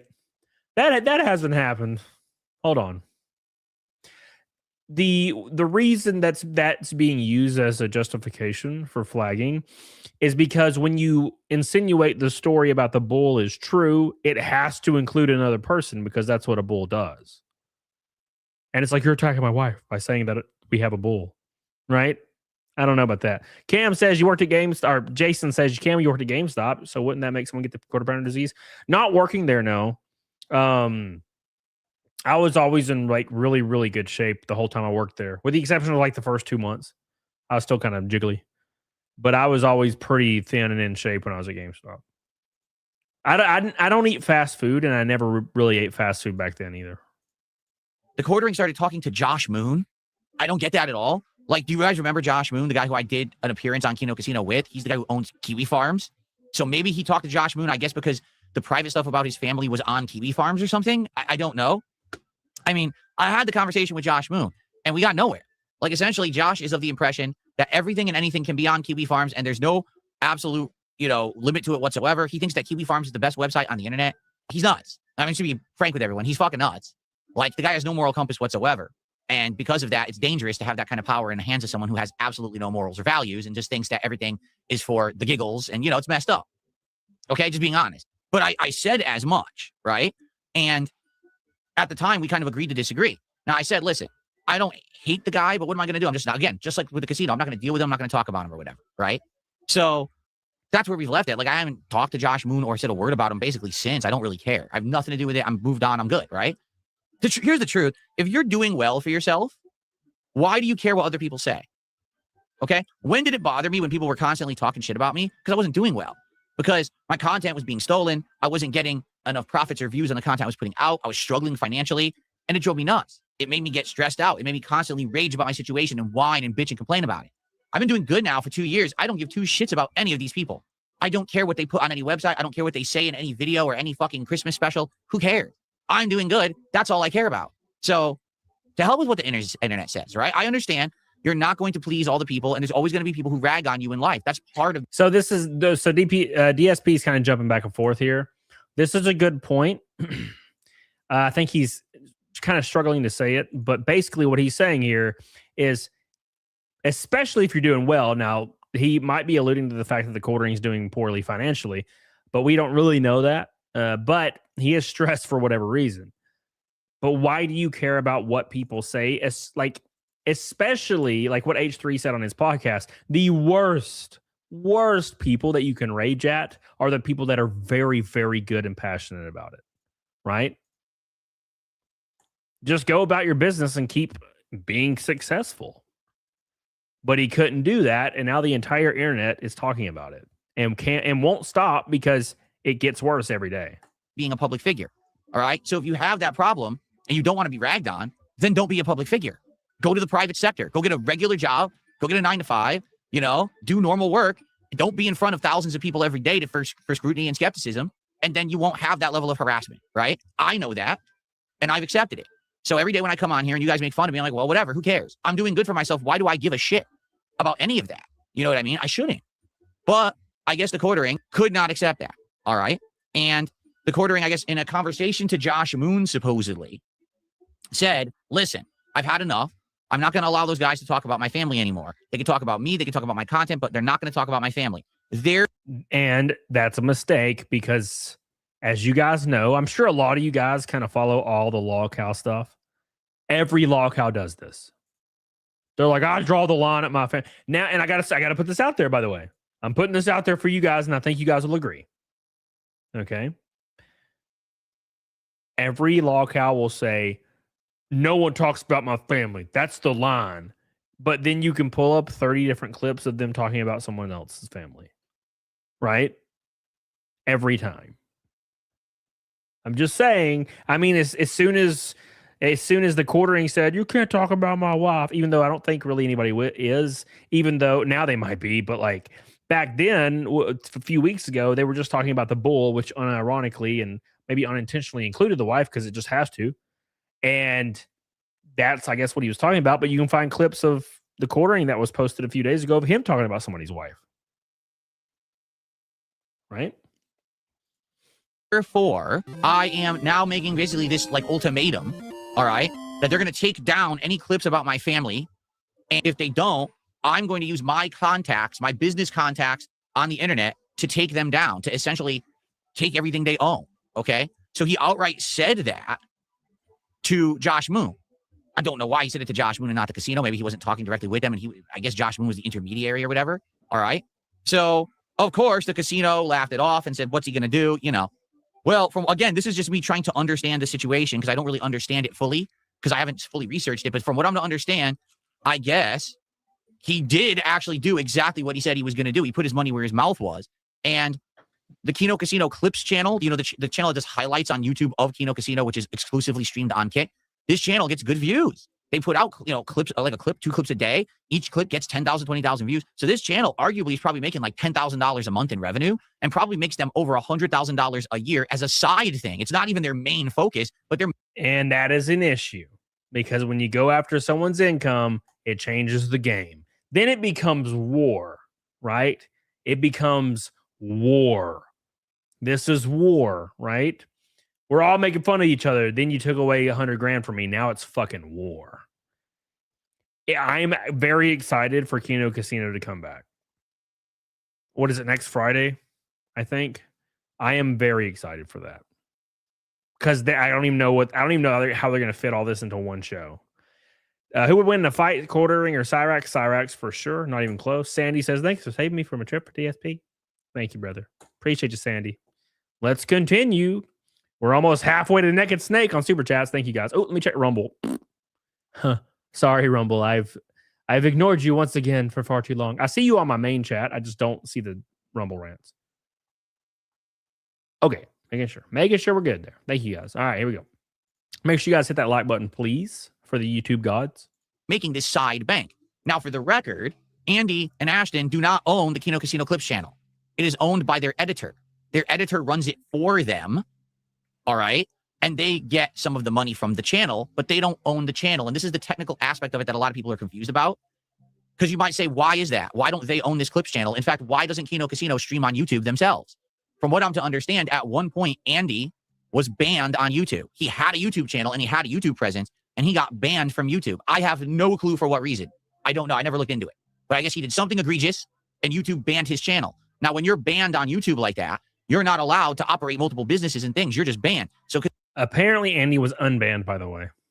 Because he was banned for, I guess it was like community issues. It was like copyright strikes. It was like community issues. Like he was breaking YouTube's terms of service. Okay. If he were to try to open up another channel, YouTube would ban that one too. But there's a loophole to this. The loophole, I call it the Keemstar loophole. And the reason I call it that is because Keemstar himself used this loophole many years ago to still make content on YouTube while he himself was banned from being a YouTuber. Okay. As long as someone else owns the channel, you can be in the content of said channel, and that's not breaking YouTube's terms of service. Hence, if someone has a Clips channel of Kino Casino and Kino Casino only broadcasts over on Kick, right?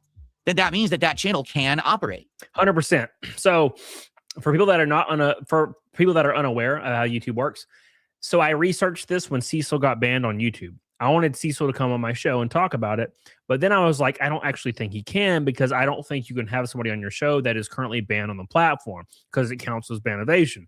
Well, I further researched this and found out that is actually not true. People can still come on your show if they're banned on YouTube. They can go on different shows. So yes, that is correct. They totally have a clip channel that they don't technically own. Billy says Kino Casino would have to do one massive stream for sure if they want to fit it all in one stream. They might go out all on the pounder, go all out on it. Would be an all day. They would need to start at like 6 p.m. and go to 6 a.m. Right? I mean, they're gonna make like $100,000. Fuck it, right? Fuck it. Thank you, Billy. Legally, it's allowed per the terms of service, per everything. It's allowed. So whoever this editor is who works for Kino Casino had the legal right to own this clips channel and operate it, even if Andy was banned from YouTube. Okay. So I guess what happened was Kino Casino, after hearing this ultimatum, made a big joke of it. Ha ha ha, big deal. Who cares, right? We're going to keep doing what we do, which is what they always do. You know, they're not afraid of anything. They're big and they make good money and they have a great following. So they're going to do whatever the hell they want and they feel like they're immune. Who gives a shit, right? Well, from what I'm to understand, the quartering did follow through. And the Kino Casino Clips channel was flagged as a violation of YouTube's terms of service because of ban evasion. And this is what doesn't make sense.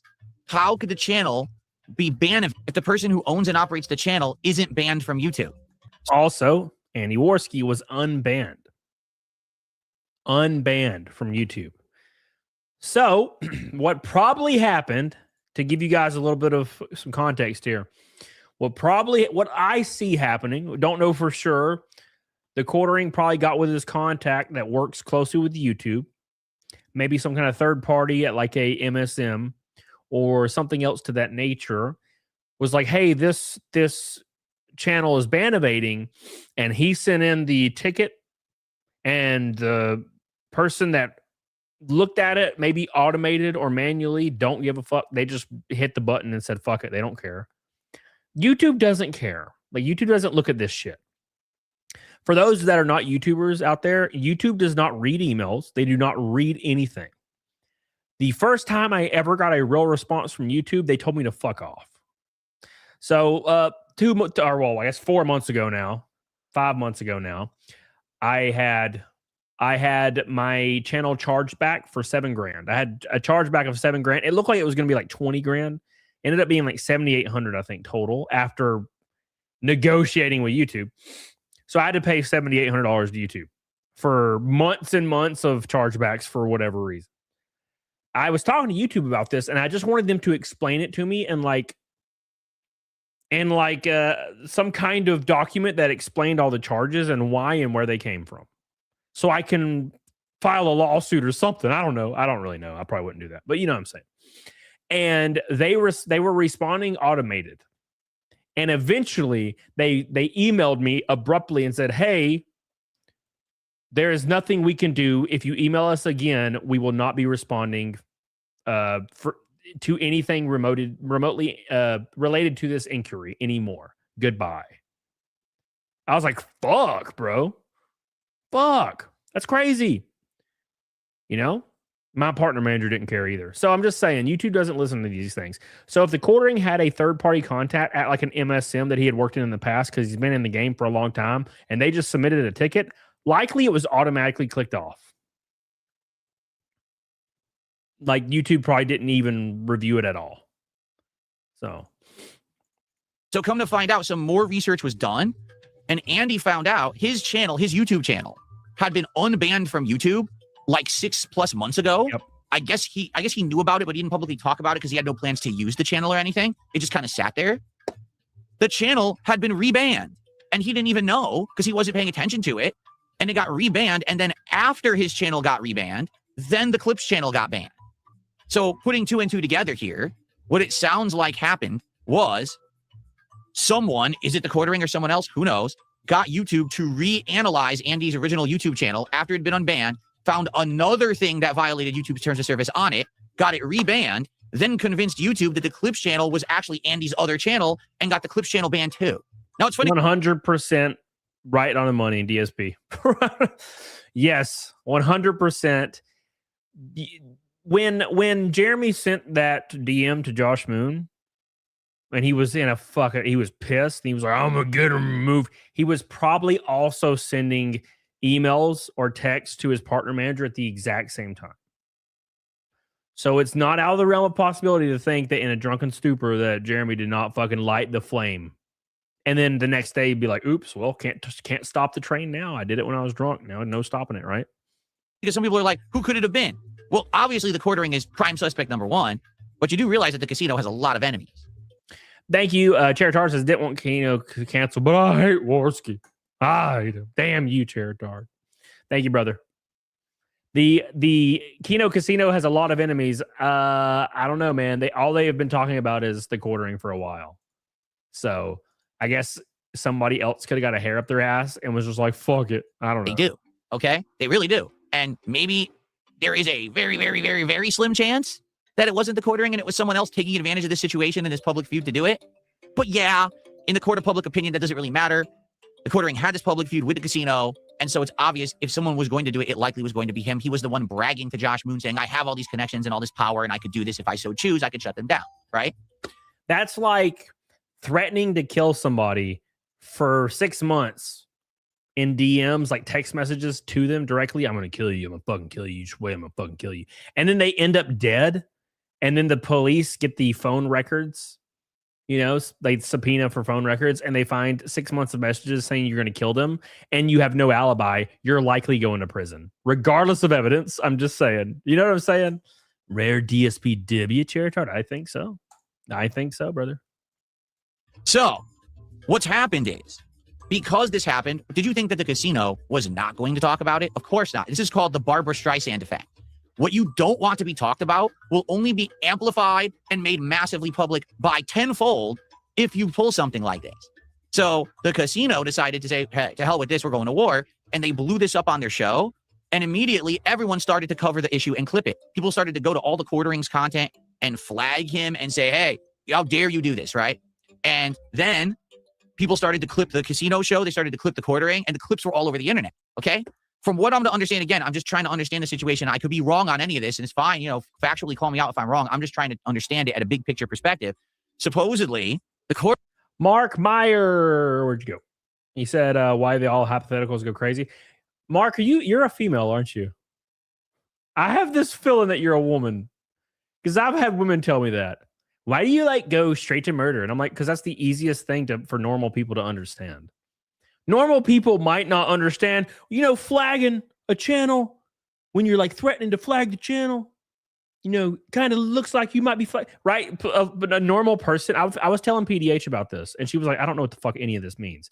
So I'm like, okay, here, how about I text you for 6 months. I'm threatening to murder you hypothetically. And then you end up dead one day. Who are the police going to think? And she's like, well, you. And I'm like, exactly.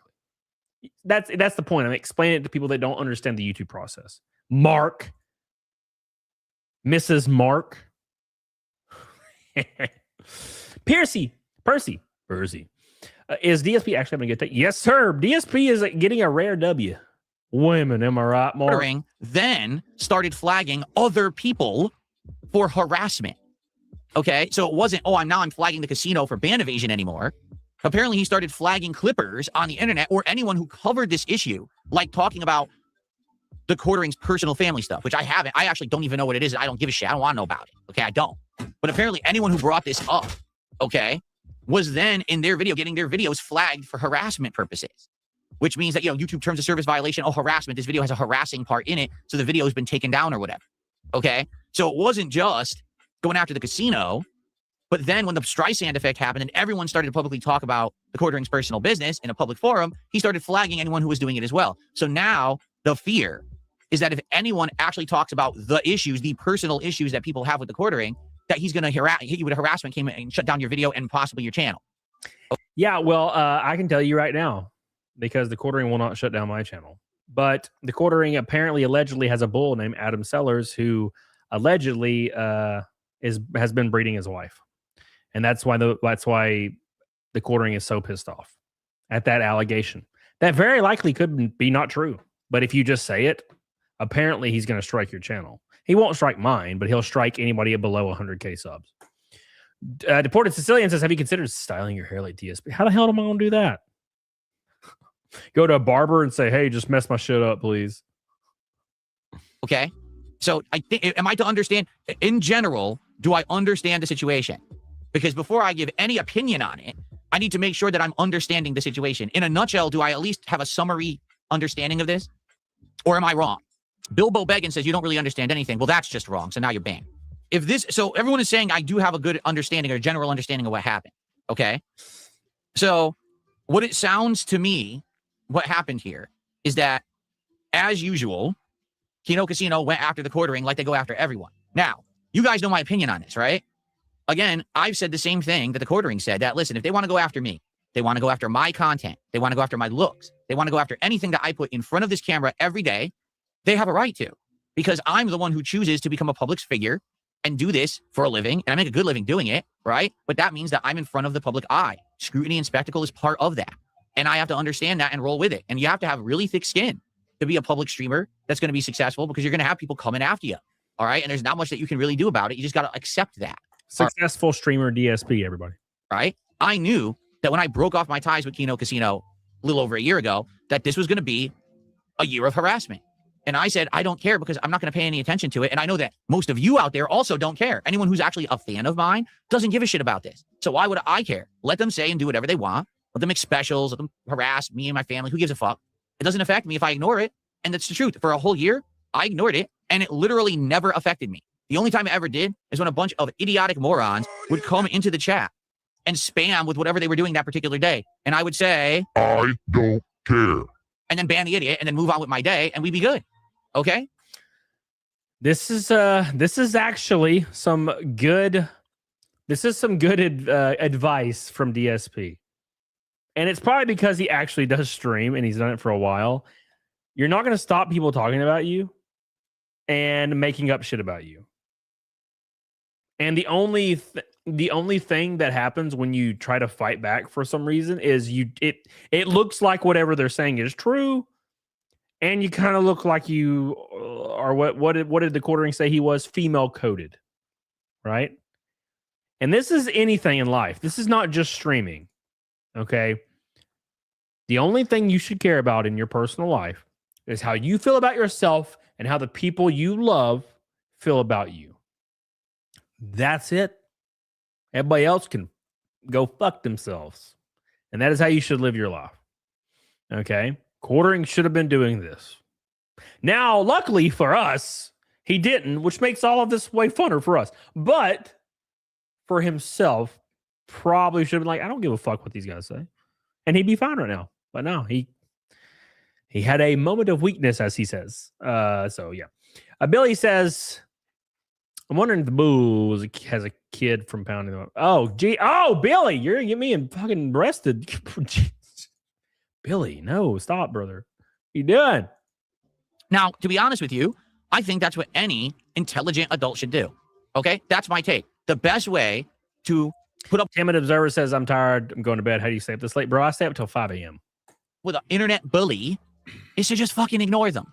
Okay? There's a difference between what Kino Casino does and what other people do. And here's what I mean by that.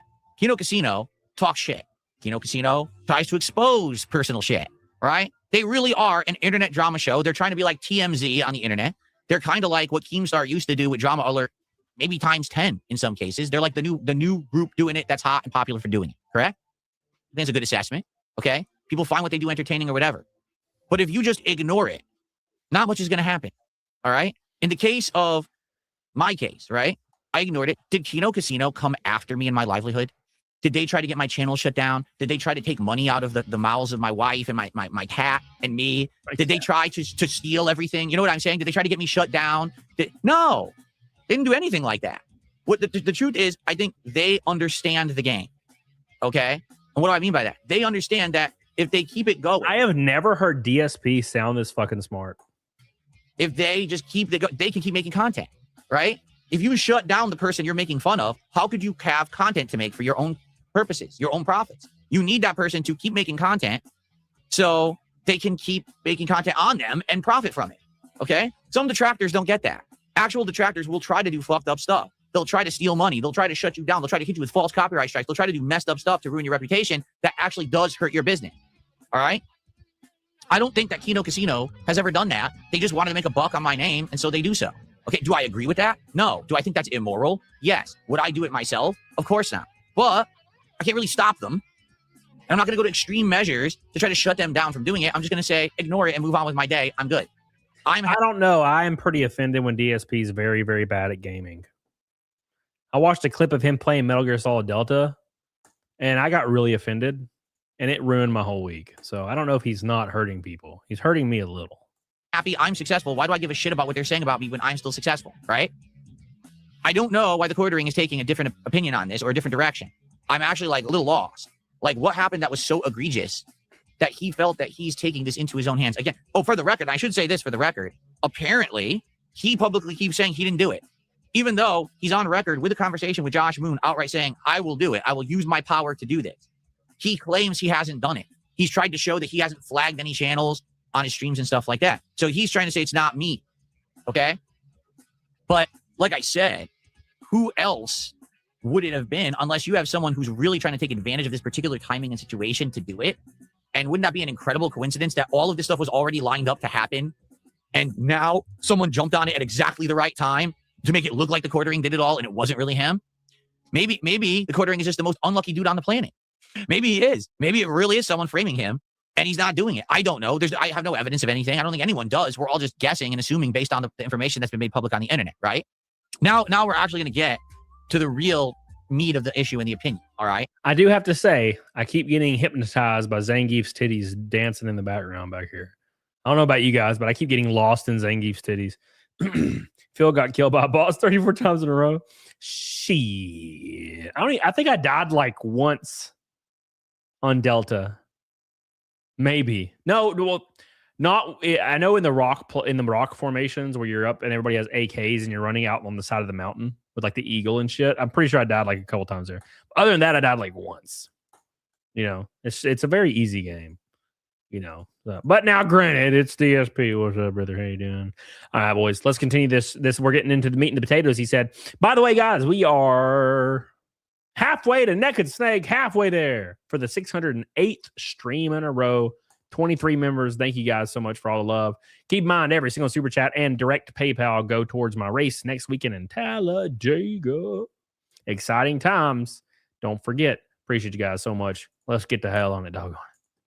So, like I said, my opinion is if you don't like someone, if you want to go back at them and start a feud and benefit from it, that's one way to go at it. The other way is to ignore them. I do not believe in attacking someone's livelihood. I do not believe in attacking someone's, business source of income, whatever you may say it is. I don't believe in that at all. And particularly, I don't believe in it if you're actually doing it with underhanded means. For example, let's say that TheQuartering actually felt like Kino Casino was slandering him or defaming him with the things that they were saying publicly on their show. Well, he has a legal right to take them to court for that. There's a court system in place just for this kind of thing. You get a lawyer, you lawyer up, you show what's been said, you say this is... I don't understand how deep DSP has this good of a take when he sucks kind of sometimes. Well, who is this? Who is this? Is this DSP's evil twin brother, like PSP 2000? Like, what the fuck's happening? It's all defamatory or slander, whatever it is, because I don't know. It would also be international law because they broadcast from Canada and Kick is based in Canada. So you'd have to have a US-Canada law thing. We have to figure it out. But that's the avenue that he could have taken. He could have said, let's legally go into this. And I feel like I've been, slighted and this needs to be taken care of this way. If he decided not to do that, but instead I'm going to go behind the scenes and I'm going to pull this like real fast one on you, like a sleight of hand almost, right? Like I'm going to see that Andy's channel's unbanned and I'm going to get it rebanned. And then as it's being rebanned, I'm then going to flag another channel that we all know isn't owned by Andy, but convince someone at YouTube that it is. Oh, no. And then say that it's ban evading when we know it's not. That's pretty dastardly. Like that's some Dick Dastardly, curly mustache villain tying a woman and tying her to the fucking train tracks kind of level of shit. Like that's some fucking underhanded, dirty shit. Dastardly reference. And I guess my question would be, when does a Dick Dastardly reference? When does this ever happen? Dick Dastardly from Wacky Racers? How old is Phil? Wait. How old am I? Oh my God. Oh my God. How old am I? Dick Dastardly. Oh God, Jesus. God, fuck. I'm about to be 40. What's going on, brother? Someone stop this train. Let me off. The hell did he pull it off? Who does he have on the inside at YouTube working this stuff? Because again, from everything we've been told up to now, the Kino Casino Clips channel was never, ever owned or controlled by Andy. Maybe we've been lied to, and maybe it was. But if it wasn't, that YouTube channel should have a registration of a name and an address if it's made ad revenue. The AdSense account has a name and an address. And as long as neither of those are registered to Andy, it doesn't matter what content is on the channel. You can't get that channel for ban evasion. Okay? However, I will say this. I feel like, sadly, being such a public spectacle like they are, Kino Casino kind of worked against themselves in this situation. And here's what I mean. I know the way YouTube works, okay? The way YouTube works is YouTube only cares about the legality of a situation based on the information it has. So the moment that Kino Casino clips got flagged and shut down for ban evasion, all YouTube will care about is speaking to the person who is legally registered as the person who owns the channel, period. And literally no input from anyone else matters because they know legally only that person is the legal party involved. They don't give a shit about what anyone else says. So when the entire internet started flagging the Team YouTube Twitter account, and you had people saying, oh, I'm going to go on reach behind the scenes and I'm going to do this and that, that just made the situation 10 times worse. Because all YouTube wants to do is talk directly to the person who owns the channel to get to the bottom of the situation. They don't want to be inundated with 7,000 people bothering them with bullshit that they don't understand. So I actually feel like the whole public outcry that happened, it helped the casino because now they have the public on their side. And from what I'm to understand, they've had some of the most profitable streams they've ever had in their history in the last 2 weeks. You know what's weird about that too? Like when I see just the money rolling in on Kino Casino, I get excited. I'm like, hell yeah.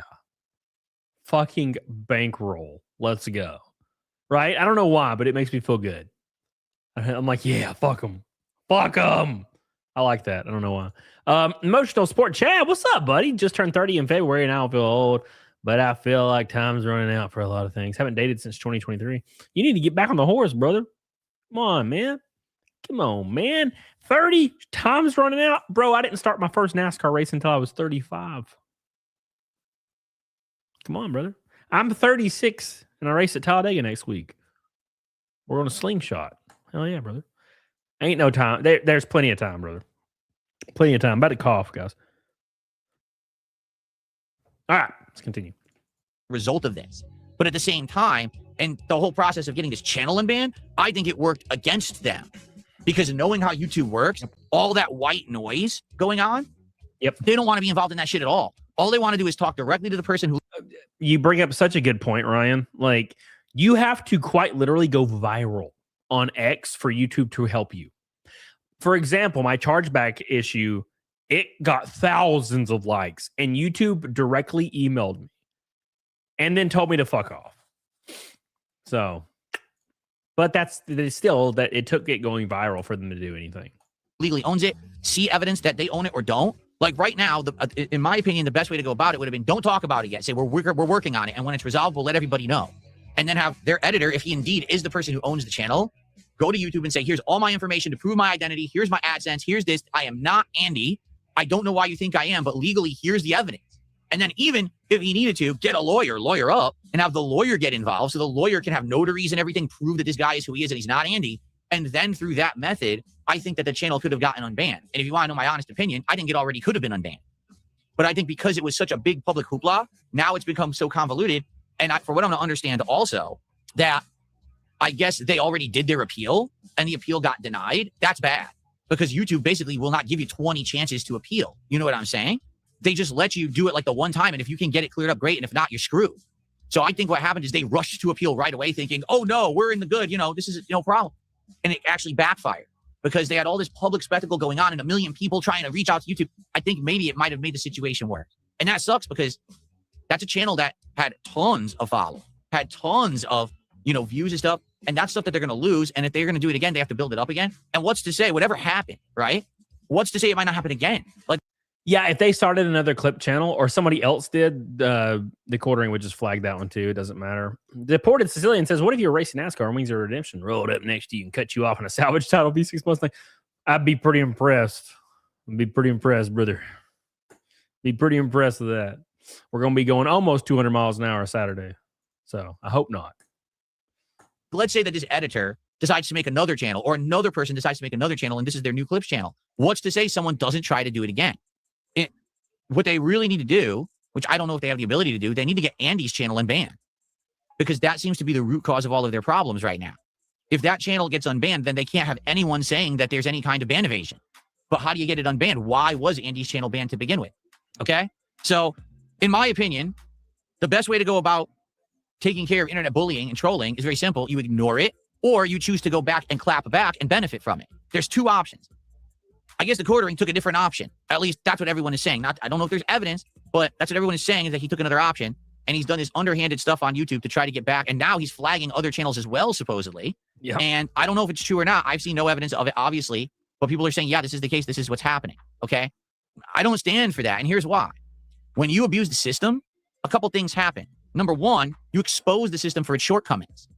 If the quartering actually has found a way to abuse YouTube's system and fool it into thinking that someone's ban evading, that's a bad thing. We need YouTube systems to work and be safe. We can't have people abusing them, because then it leads to my second point. Other people will now take advantage. Do you see what I'm saying? If this, yeah. So this is something I talked about the other day. Is people will use this precedent set and they'll start flagging channels. They'll feel more comfortable with flagging channels because they'll see Jeremy not facing any accountability on the YouTube side.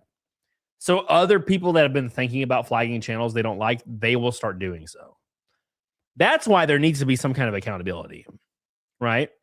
In my opinion, I think, okay, so a lot of you guys don't know how this works. And I'm not saying you're dumbasses. I'm saying you just don't know. Any channel can flag you at any time for copyright infringement. For example, now when they flag you, it removes your video and strikes your channel. This can be any. I could go strike Mr. Beast's new video right now for I could copyright strike it right now, and it would get taken down. Right? Here's the issue. He would sue me into a fucking oblivion. Now, when your stream or your video gets copyright striked, you can counter notify it. And when you counter notify it, you have to give your address and your full name, and then the channel that struck you has to sue you in court. And then your video goes back up. Right? That's how these things work. All right? Now, what if you didn't do anything? Right? What if you actually did nothing wrong at all? Guess what happens if the arguing channel that struck you doesn't respond within 10 days? Your strike is lifted and nothing happens. In my opinion, if you strike a channel, whether it's harassment, bullying, or copyright, and it's not within the reason to do so, and you don't follow up the lawsuit, you should get a strike on your own channel as well.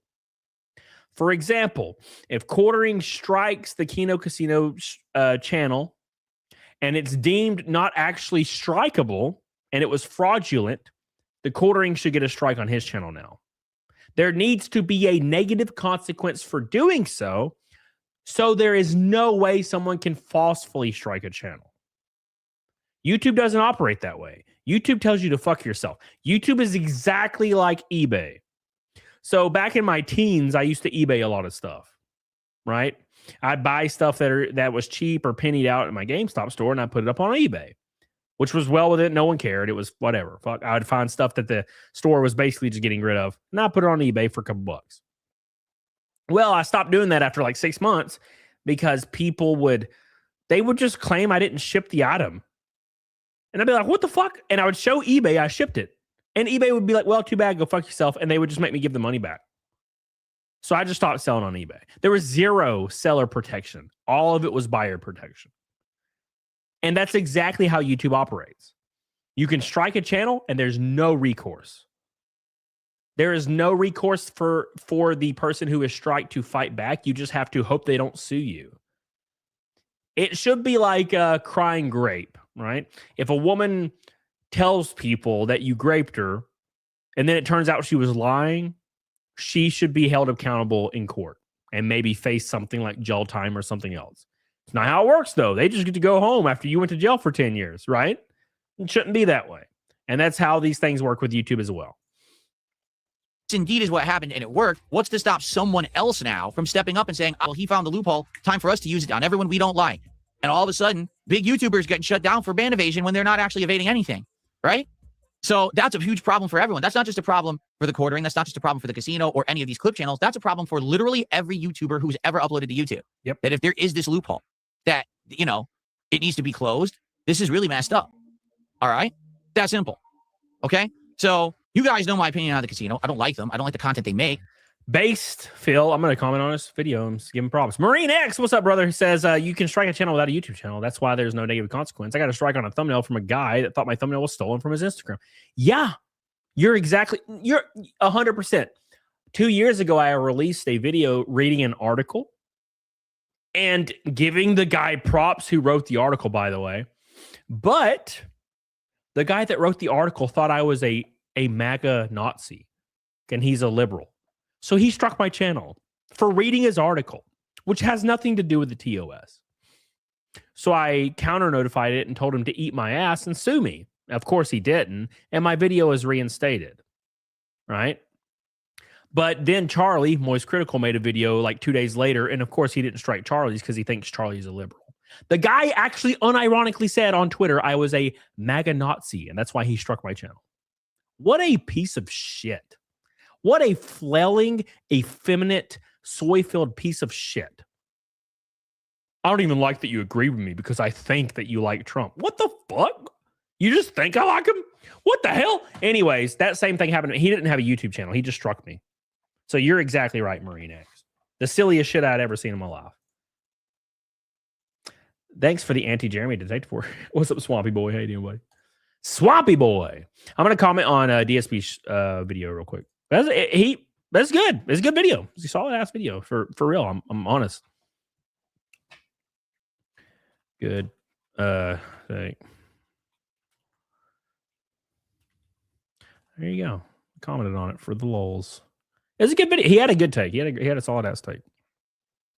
All right, boys, let's move on. There was DSP's answer to it. I'm not surprised.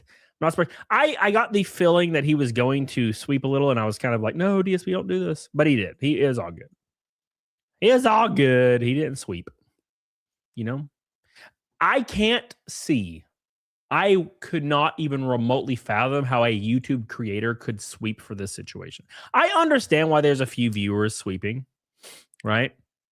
I understand why there's viewers sweeping because you don't know. It's not your fault. You don't know how the YouTube game works. I totally understand, right? But creators, I could not fathom why creators would sweep. It's the weirdest thing I've ever seen in my entire life. Unless they're like thinking they're going to get some money and some support from Jeremy or something. I don't know. Right? So, well, that's different, Ludwig. Now, I got to say, let me point it to you this way, Ludwig. If Jeremy gave me like 200 grand to not talk about him, my next stream would be about something else. Just put it out there, brother. Your boy's got a mortgage. Hell yeah, what's up? So that's to answer your question, you know, or answer your statement, right? Thank you guys. We're halfway to Neck and Snake with a little bit of time left on the channel or on the show. We got a little bit left today. We're going to throw a goal up for 20 gold, boys. 30 minutes. Snake hour power. Snake hour power. There you go. Billy says, I was shocked he stayed true all the way to the huge rare win for DSP. I give him credit for being based. Yeah, that's good. You know, like somebody said in the chat, is it all an act? Is the DSP thing all an act? Maybe. No, I don't know. It's hard to say. It's hard to say. A little hush money. Yeah, Ryan, exactly. A little hush money. It goes a long way. It goes a long way. Oh my gosh, boys. So that being said, if you've been following this at all on Twitter, it's been going crazy. Now, the Quartering did post a tweet saying, how's everybody's weekend going earlier? And I thought for one single moment that it was beer 30. You know what I'm saying? Oh no, it's beer 30, y'all. It's beer 30. Let's go. But then he didn't tweet again. So I was like, all right, cool. So like I said, his wife probably took the phone, which is what I would do if I was the wife. Now, there is something interesting here, though, that I'm going to pull up that we were talking about. Who got it? Or you, Smoosh? Smoosh JT. Where are you, buddy? Where's my tweet at? What the fuck? Where's it at? Gosh, all right, let me just. It's probably at the very top, and I missed it. Okay, I guess I'll just go to Smash's profile. Whatever, Smash, because he tweeted this earlier. All right, so check this out, guys, right here. Hey, Sean is the first of many. Thank you, Sean. Oh, there's the tweet, boys. There's the tweet. Oh my god, it even has a watermark. Check this out. I thought he was leaning into it. I thought it was beer 30. So Quartering tweeted, how's everyone's weekend going? I was like, uh-oh, here we go, SpaghettiOs. But it's unironically a how's your weekend going tweet. With the only people left that he hasn't muted yet.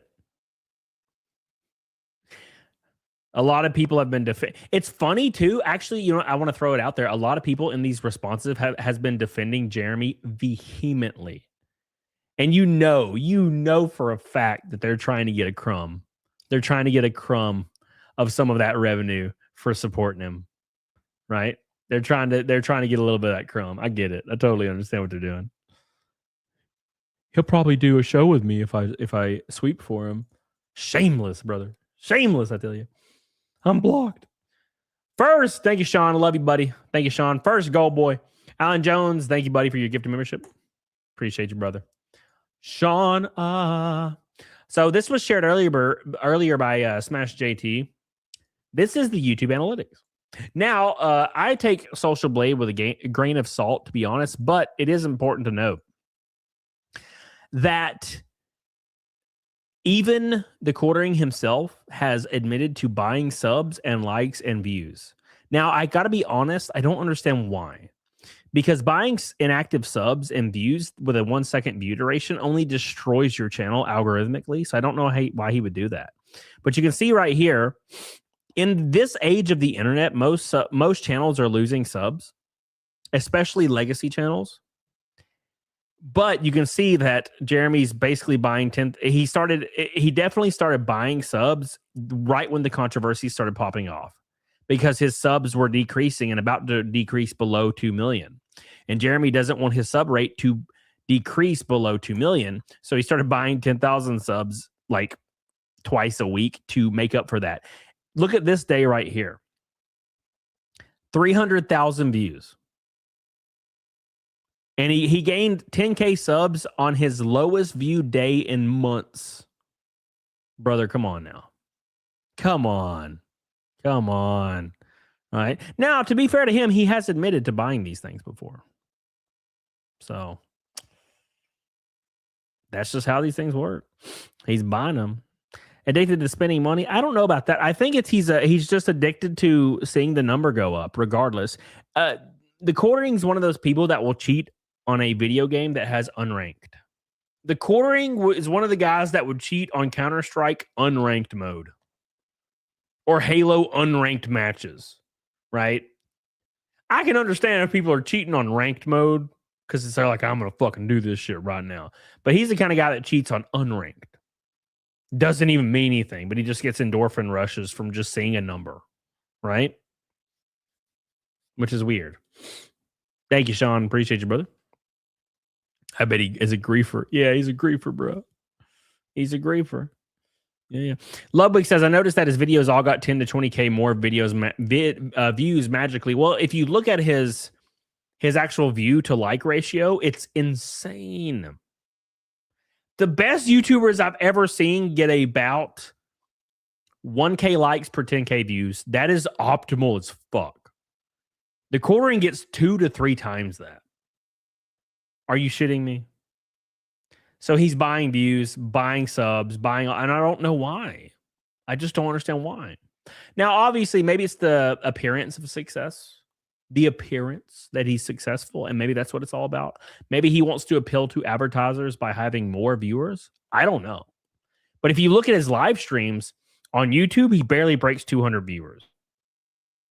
But on Rumble, of course, he has like 1 billion, right? Even though his chat moves slower than mine. But on YouTube, he has no one watching. Now, I'm trying to be fair here. If you ever watched his streams, you know why. He's not really a streamer. But everyone in this space thinks they got a stream and they are a streamer, right? Every single person that's ever been in content creation thinks that they are also a streamer. Well, I make videos and read scripts, therefore I can be off the cuff. I can be quick-witted, smart, funny. No, not everybody's a streamer, bro. It's a completely different discipline. You know what I'm saying? Like I got my start in streaming, and then I moved over to videos. But I've never stopped streaming. I've always been streaming this whole time. Druk, there's a separate site that will also show that 75% of his views are from stolen shorts too. Yeah, 100%. 100%. Thank you, Druk. Appreciate you, brother. Ludwig says, Mal, what are you doing? It ain't even storming in here. Ludwig says if he gets audited on Caleb Hammer, all of his spending on YouTube will come to light. That's why he pulled it out. Yeah, 100%. 100%. Well, the thing is, like, you're spending $380,000 on a coffee company, and we don't know where it is. We don't know who's, well, you know what I'm saying? Like, I don't know. You're buying planes, you're buying RC cars, you're building a new studio every week for some reason. I don't know what the fuck that's about. I will never understand the building new studios every week. Why? For what the fuck reason? Who's using them? Are you going to hire a staff to run a different show? Or are you just going to go yourself to a different studio and be like, hey, I'm back at a different studio? With what? I'm so confused. Right? I mean, even when I go on TimCast, it's one studio. There's one fucking studio. And it's the TimCast studio. That's it. Now, of course, like there's another studio in like a house like across the street for a completely different show that's not TimCast. But like TimCast itself is just one studio. So why does Jeremy need like 50? Tax write-off? Maybe, John. You're right. Yeah, maybe. So you could be completely accurate there. Hey, do me a big favor and shoot me a like on the stream. I appreciate you guys. Slap that like button as hard as possible. Thank you. Appreciate you. Love you. Let's check. We got 2 gold boys so far on the board. Wait, where's the other one? What the fuck? It says 2. Oh, I put Till super chats. Well, I guess Till it is. 20 minutes left in the show. We're halfway to Naked Snake. Exactly on the super chat goal. Thank you guys so much. 607 in a row. That's 5 years of streams now. I think we have hit it 5 years in a row. The Naked Snake goal, 5 years in a row. We're exactly halfway there on super chats. We got 20 minutes left. Get on it, doggone it. Appreciate you guys for all the love and support. You guys have been awesome today. It's been a lot of fun. I'll be back Monday, of course. Don't forget, it's gonna be a lot of fun. Excited. I can only imagine what will happen on Sunday with the quarter pounder. Can only imagine what he will tweet when he gets about 4 whiskeys deep. I can only imagine. Exciting. Jeremy builds a studio so everybody can go and zoom in. Oh, Muda's video. Oh, yeah. I'm sure Muda's video will be. I can't imagine. Can't imagine it won't be up by then. Does that Celine Dion? You shut your mouth. It's all coming back to me. It's all coming back. I love me some Celine Dion. I'm Naked Snake. Thank you, Ma'am Demo. Appreciate you, brother. Thank you, buddy. Yeah, I've been jamming Celine Dion. I can't help it, brother. I don't know what's going on with me. I just don't know what's happening in my life. Don't forget, boys. I'm probably gonna raid. I'm gonna probably raid Flashcast after this because I know they're gonna be talking about this stuff. Let's make sure before we do anything here. It's all coming back to me. All coming back. Yep, that's what we'll do. All right. Thank you guys, M Demo. Appreciate you, buddy. Red Boys Mike, bring PDH back. I doubt it. This is time for questions from the chat. Great. I know TheQuartering was this huge. All this gay stalker stuff. He really got big. Yeah. Yeah, dude. It was quantity over quality. He threw shit at the wall. Now, TheQuartering attacked YouTube like a lion when YouTube became that algorithm, right?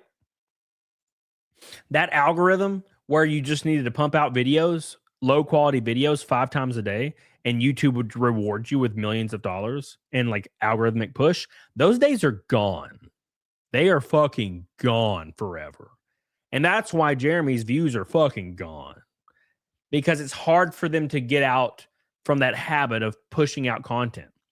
Now YouTube wants longer form that's better researched and higher quality and better edited. YouTube was going back to its roots in that way, and it's having to cycle through all the AI shit to get there, because for like 2 weeks there, my entire feed was bullshit AI. It's gotten away from that now, and it's getting back to, it's starting to give me like deep dives into old PS1 games, which is what I like. Grifty says, can we not use sweeping in common discourse? I was dumb when they use it for Nick Spore. It's dumb now. Grifty, how about you shut your mouth, you sweeper?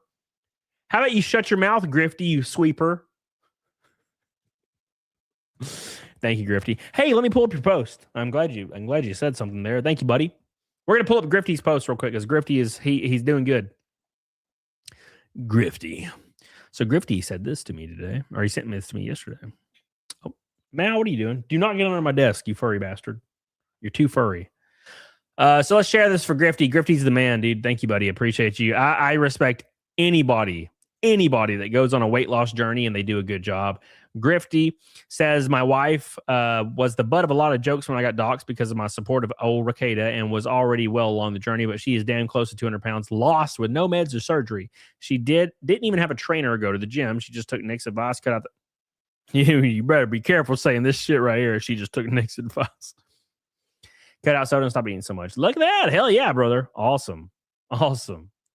Grifty's little goblin ass now playing out of his league. What's up, brother? How you doing? Thank you, man. Congratulations. Tell her I said good work. Hell yeah, brother. Hell yeah. Thank you. Holy Ozone with a pink boy. Thank you, buddy. Good looking day. I hope to see you soon. Hell yeah, brother. Thank you, buddy. I appreciate you, man. 190 from Snake. You are the man. I miss you, Rob. We miss you. We miss beating your ass at Gin Rummy. Thank you, buddy. Appreciate you, man. Mr. Rob himself coming in strong with a pink boy. Thank you, buddy. Bullying works. Yes, sir. Show does, man. Yeah, dude. Thank you, Grifty. I love you, buddy. I appreciate you. I'm going to smash my last claw here. It's Saturday, so I'm having 2 claws. 2. Right. Hell yeah. Show the other one with the 3 pictures. Damn you, Grifty. Listen, you haven't paid enough. Okay? You haven't paid enough to get more from me. All right. Okay. All right. Get real. All right. It's fun. Okay. All right, Grifty. There you go. Damn, man. That's wild. That's a wild difference, man. It's a wild difference. Whew. Hell yeah, dude. That's awesome, man. It's crazy. Thank you, Rob. Love you, buddy. Unsubbed. Back goat. Fuck you. You bastard. You sweeping bastard. You're a sweeper too. You're a sweeper too. Thank you. Unsubbed. Bullying works, retro gamer. Yes, sir. Yes, sir, dude. I agree with that, man. It really does. Like we've entered a weird age where like, oh, you're not allowed to fat. Even the new TOS for YouTube, you're not allowed to fat shame. Fat shaming is the best thing when it comes to weight loss. 100% across the board. Fat shame away. Okay. This is not a disorder. Thank you, Anna. I think it was Anna that rated me, by the way, on Rumble. It is not a mental illness or an illness. You being fat, you just need to put the fork down. Holy shit, it's not a big deal. PS2 Chiper with 50 gifted membership.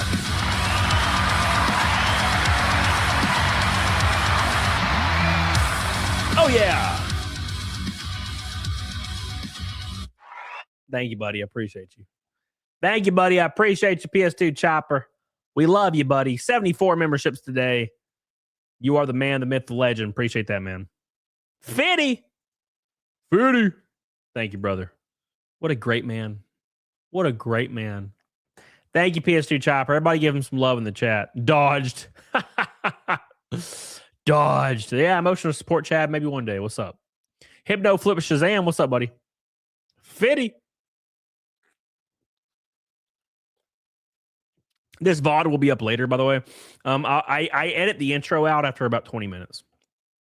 So if you guys want, if you're behind or you want to watch the VOD later, you come in later. Or yeah, well, the VOD will be up 20 minutes later. The intro will be gone. So you don't have to worry about that. That's why I now have the chat on the screen, because a few of my OGs were complaining they couldn't see the chat. And I was like, well, fuck, we'll just put it on the screen. So, because YouTube edits the chat out if you make any edits to your video. So, hell yeah, Grifty. You know, I'm a little different, Grifty. I go hard. I go a cut diet and I do high intense cardio. 75 days, I can drop about 30 pounds. So, oh, it was Marvel Purist that did it. Hypno says, when's your next race? My next race is at Talladega next Saturday. Talladega. 200 miles an hour of fun. Bump drafting. It's going to be a lot of fun. We're going to be in the Law Cow car. Speaking of quartering, we're going to be in the Law Cow car, the 01 Law Cow car with Happy Punch on the side. It's going to be a lot of fun, man. I'm very excited for it. Don't miss out. Come to Talladega or turn it on Fox Sports 1. Don't miss it. Appreciate you guys so much. Big shout out to Allied Cloud, who dropped $2,000 yesterday on my Friday show.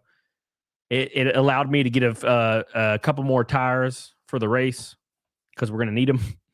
Last year, we only had one set, and I blew a right front 60 laps in and smashed the wall. So this year, we're going to have 2 sets instead of 1.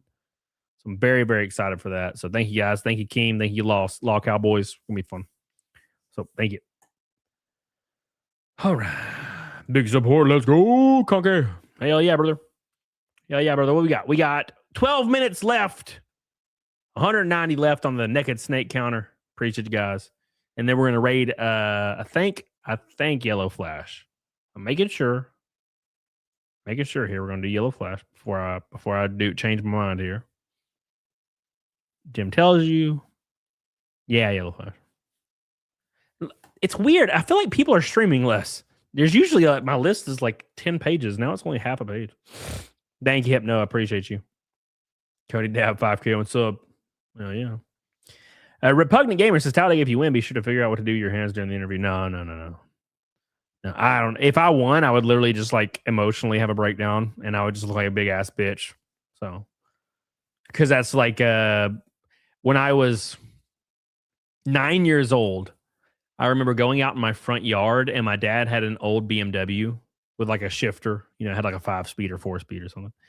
And I used to get in the BMW and roll the window down and pretend like I was racing. And then like I pretended like I won and I got out in the car and was like celebrating. So when I was 9 years old, never thought I would ever be doing anything like this. But yeah, I don't know what I'd do. So we'll see. Don't know what I'd do. It would be, I'd probably just pass out. Sleeping. I lost 80 pounds last year just dieting. Hell yeah, Sleeping. Based. Thank you, buddy. Default says you're both overweight and just one's losing weight. Their interests change. Imagine liking to hike and active things now that you're healthier.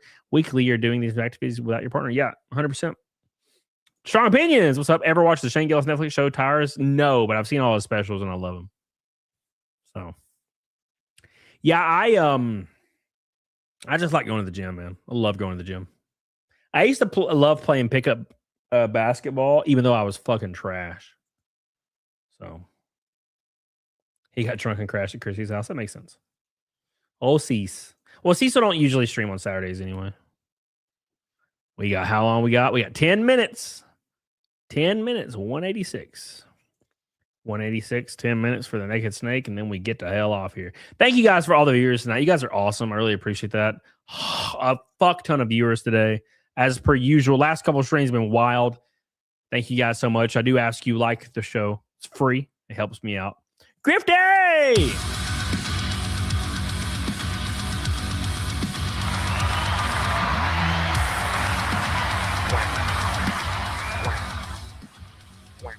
Oh my God. My boy with a red boy on the cake putting us at a rainbow night. Thank you, man. Grifty. Oh, Mr. Grifty. He grifted us to the moon. Thank you, buddy. I appreciate that. Thank you, man. Shocking, Grifty. Y'all better pick up that other 90, he says. Renee Gallar's with a 20. Love you, Renee. Appreciate you, Renee. As usual, hope you're doing well. Thank you so much, Grifty. We love you. Appreciate you guys. It's the Grift Hour, and you guys are doing great. Thank you, man. I appreciate that. But make sure you do like the stream so everyone will be recommended it after it goes live or after it posts. Thank you, Grifty. Appreciate you, brother. And thank you, Renee Galarza. I appreciate you as well. Shout out to all the boys in the chat. Thank you. Appreciate you guys so much. Everybody on Rumble, I appreciate you guys for all the likes in the show. Appreciate that. Love you. Appreciate you. Hot music. No, we don't need a hot music, bro. We're good. It's good. It's all good, brother. I'm only 20 subscribers from 225K. Get on it, doggone it. Thank you, guys. You do realize you're doing Trashcast now? Yes? Yes. Trashcast. Great show. Been missing my Kino Casino spin flag. Well, yeah, the clip channel, I'm waiting for him to come back. Somebody said Wednesday. I thought they said Friday. I thought PPP said Friday, but somebody also in the chat said Wednesday. So I'm excited. I can't wait. I cannot wait for Kino Casino to come back. Never in my life have I watched a 6-hour stream before until that. Thank you, Grifty, again, buddy. I appreciate you, brother. We got 7 minutes, 70 or $66. Oh my God. What a crazy time to take a week off, right? Like during the craziest shit. Now, I think PPP did say that it was a non-refundable thing. So, Strong Opinion says, what level are you in PDH and WoW Classic? 33. You know, we started playing last week, and we don't play like a crazy amount. So, if this was me as a 20-year-old, Strong Opinions, I'd be 60 or 58 at least. I'd be in my 50s by now, about to hit Outland. PPP said the 22nd. That's in 4 days. So, yeah, that would be Wednesday, yeah. Greetings and salutations from Vallejo, California. That's where Jeff Gordon was born. How you doing, Ken Jack? California's not a good place. Yeah, well, to be fair, no place is a good place right now. No place is a good place. Everything is getting freaking destroyed. Where I live, the property tax is skyrocketing. I can barely breathe. It's crazy. It's crazy, man. Thank you, guys. Appreciate you guys so much. We got 6 minutes left until we raid. Tucson, Arizona. Tucson's a good place. I like Tucson. I almost got the lead at the Tucson race last year, the NASCAR deal up there. Ran second all race, and then my tire was like, bah. Hell yeah, brother. Thank you, mercenary. Stay dangerous. So yeah, I think it's noon. I think it's noon Eastern. Fox Sports 1 Saturday, Talladega. Favorite track, Kansas. I ran the Truck Series Kansas last year. It was awesome. Fantastic. Love that track, man. Smooth track. Love it. The moon is cheap now. The moon. North Texas property tax through the roof. Yeah, dude. My property taxes, Star Wars purist, was $600 in 2011. Okay. In 2019, they were $1,600. That's a pretty big increase, right? Guess what they were last year? $8,800. So 2011 to 2026, my property taxes have increased. What's the number? Like 800%, something like that. I don't know why, but it's just doing it. It's probably because our population's increasing and the government, the local, the state, and the federal government are starting to notice that you can't do anything. What are you going to do? Not pay your taxes? It's like the episode of South Park where they're like, oh no, and it's gone. Sorry. Or the cable company, they were like, oh, I guess you can get another cable provider. Oh, wow, there's not another one. Oh, it sucks. Right? What are you going to do? You're going to not pay your taxes? They're just going to take your house and auction it off and put you in prison. So I think all local and state governments and federal, they're understanding, wait a second, the people can just fuck off. And that's what they're doing. Unfortunately, computer says no. The market value didn't increase, but they want to add 20K to the tax person. Yeah, so my property value did increase. I bought my house for like $500 in 2020 or something, and it's around $720 to $760 now. But the property tax went up like 400%. So that's it should be like what, 20% or 25? It's crazy. Renee Galarza. Oh.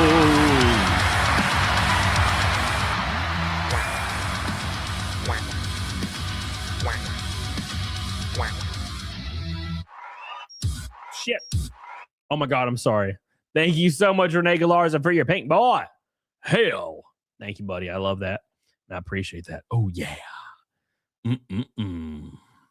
Yeah, Default. You're not wrong, brother. You're not wrong. I have Default Anonymous. I have people that I know in real life that have told me they haven't paid their taxes in like 15 years. They just throw it all away. And I'm like, oh my God. Oh my God. And I'm like, what? And they're like, yeah, I don't care. I'm like, oh my God. And granted, they make like 30 grand a year maximum. I don't know. Maybe the government's like, oh, cool, fuck it. But if you're making like 300 grand a year, yeah, I don't think you'd last very long. Thank you, Renee. I love you. I appreciate you. Thank you so much.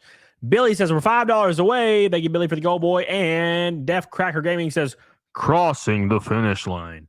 That is gonna do it, boys. That puts us at 500 exactly. Oh my god. Oh my god. Can I just do that? I wouldn't recommend it, but apparently some people do. There you go. Exactly 500 on the dot. Thank you, Def Cracker. Thank you, Billy. Thank you, Renee. Thank you, Grifty. Appreciate you guys so much, man. You guys are awesome. Thank you, Holy Ozone. Appreciate you guys. Thank you. Thank you. Thank you. Shout out to PS2 Chopper. I love you, buddy. It needs Dino Nuggies. You have to pay property tax on vehicles every year in Virginia. Last year was $950. Oh my god. Oh my god. That is insanity, dude. Fuck. I'd just sell all my cars. I'd sell all my cars, man. To be fair, and it's not because I'm in trouble financially. But I've thought, kind of like daydreamed about selling my house, taking the equity out, moving to Tennessee and like the mountains in a more rural area. Downsizing a little, but I mean, not much considering I live in the city right now, but I, live in rural area, downsize a little bit, get a way lower payment, lower property taxes, and get some land. I've thought about it. It's like a daydream, Maybe get some chickums. Maybe some chickums. They call that a luxury tax on cars in Kentucky. You know what? I don't even want to talk about taxes. I get pissed off. I see it all as theft, and it just makes me like unironically, irrationally angry when I talk about taxes. The fact that there's a motherfucker outside my door with their hand out when I buy or sell anything or make money. Fuck that. My grandma sends me $600. Not having money and being a race car driver is a joke. You explain the joke? Yeah. Well, I'll tell you one thing. It does hurt you financially. But I survived. I survived the battle. It got a little tight there for a while, but I'm on the other side of it, and we're good to go. Hell yeah. Came on with it. Hell yeah, brother. Well, maybe not right now. All right, boys. Thank you so much for all your love and support tonight. You've been insane. Another crazy stream. We had 1,500 people concurrent max. That's awesome. I love you, and I appreciate you guys. I really, really do. We're going to do Naked Snake, and then we're going to raid Yellow Flash. So you guys say Cam raid in the chat when we hit it up. I love you, and I appreciate you. Let's get the hell on it, doggone it, one more time. Thank you. Make sure you guys follow me on X. Subscribe if you're not subscribed. Become a member if you're not a member. 75 today. Thank you guys so much. Hell yeah. Shout out to Grifty. Love you guys. Appreciate you.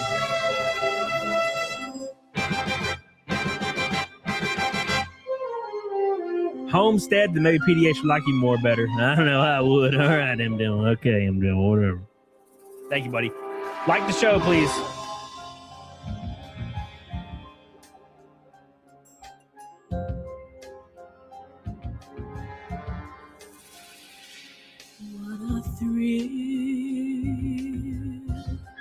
With darkness and silence through the night,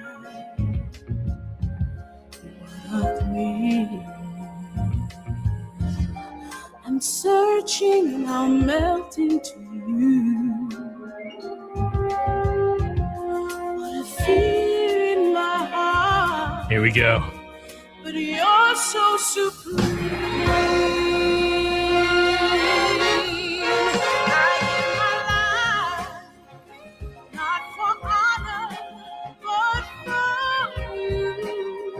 Snake eater in my time.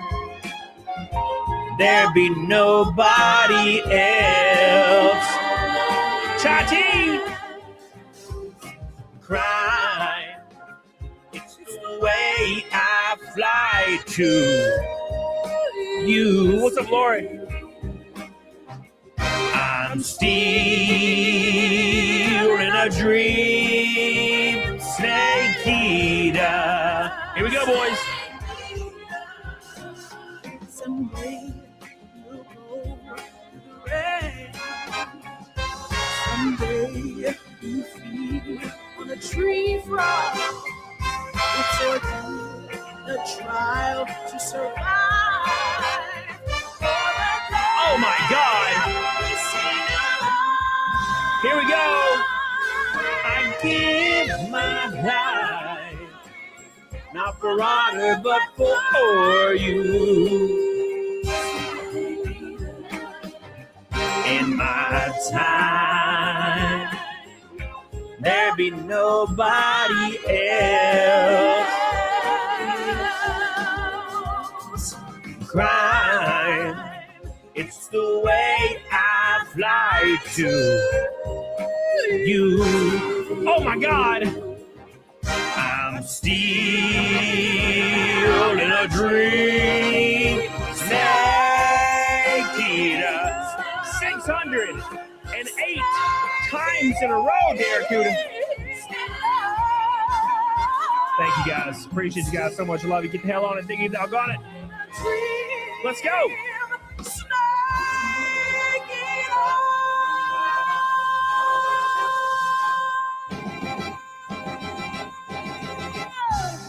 Hell yeah, brothers. Love you. Love you, and I appreciate you guys so much for all your love tonight. You guys been goated as hell. Another freaking record-breaking stream. Thank you, guys. I'll see you guys Monday. Hell yeah, Lori. That's how we roll. We're going to raid Flashcast. Give them some love. They're going to stay on the subject matter we're on all day today. Say Cam Raid in the chat. I'll see you guys over there. Get the hell on it. Diggy doggone it. Thank you guys. Renee, Holy Ozone, Mr. Grifty. I love all you guys. I appreciate you guys. Everybody else, of course. Make sure you like the show, and I'll see you guys Monday. Hail. Yeah.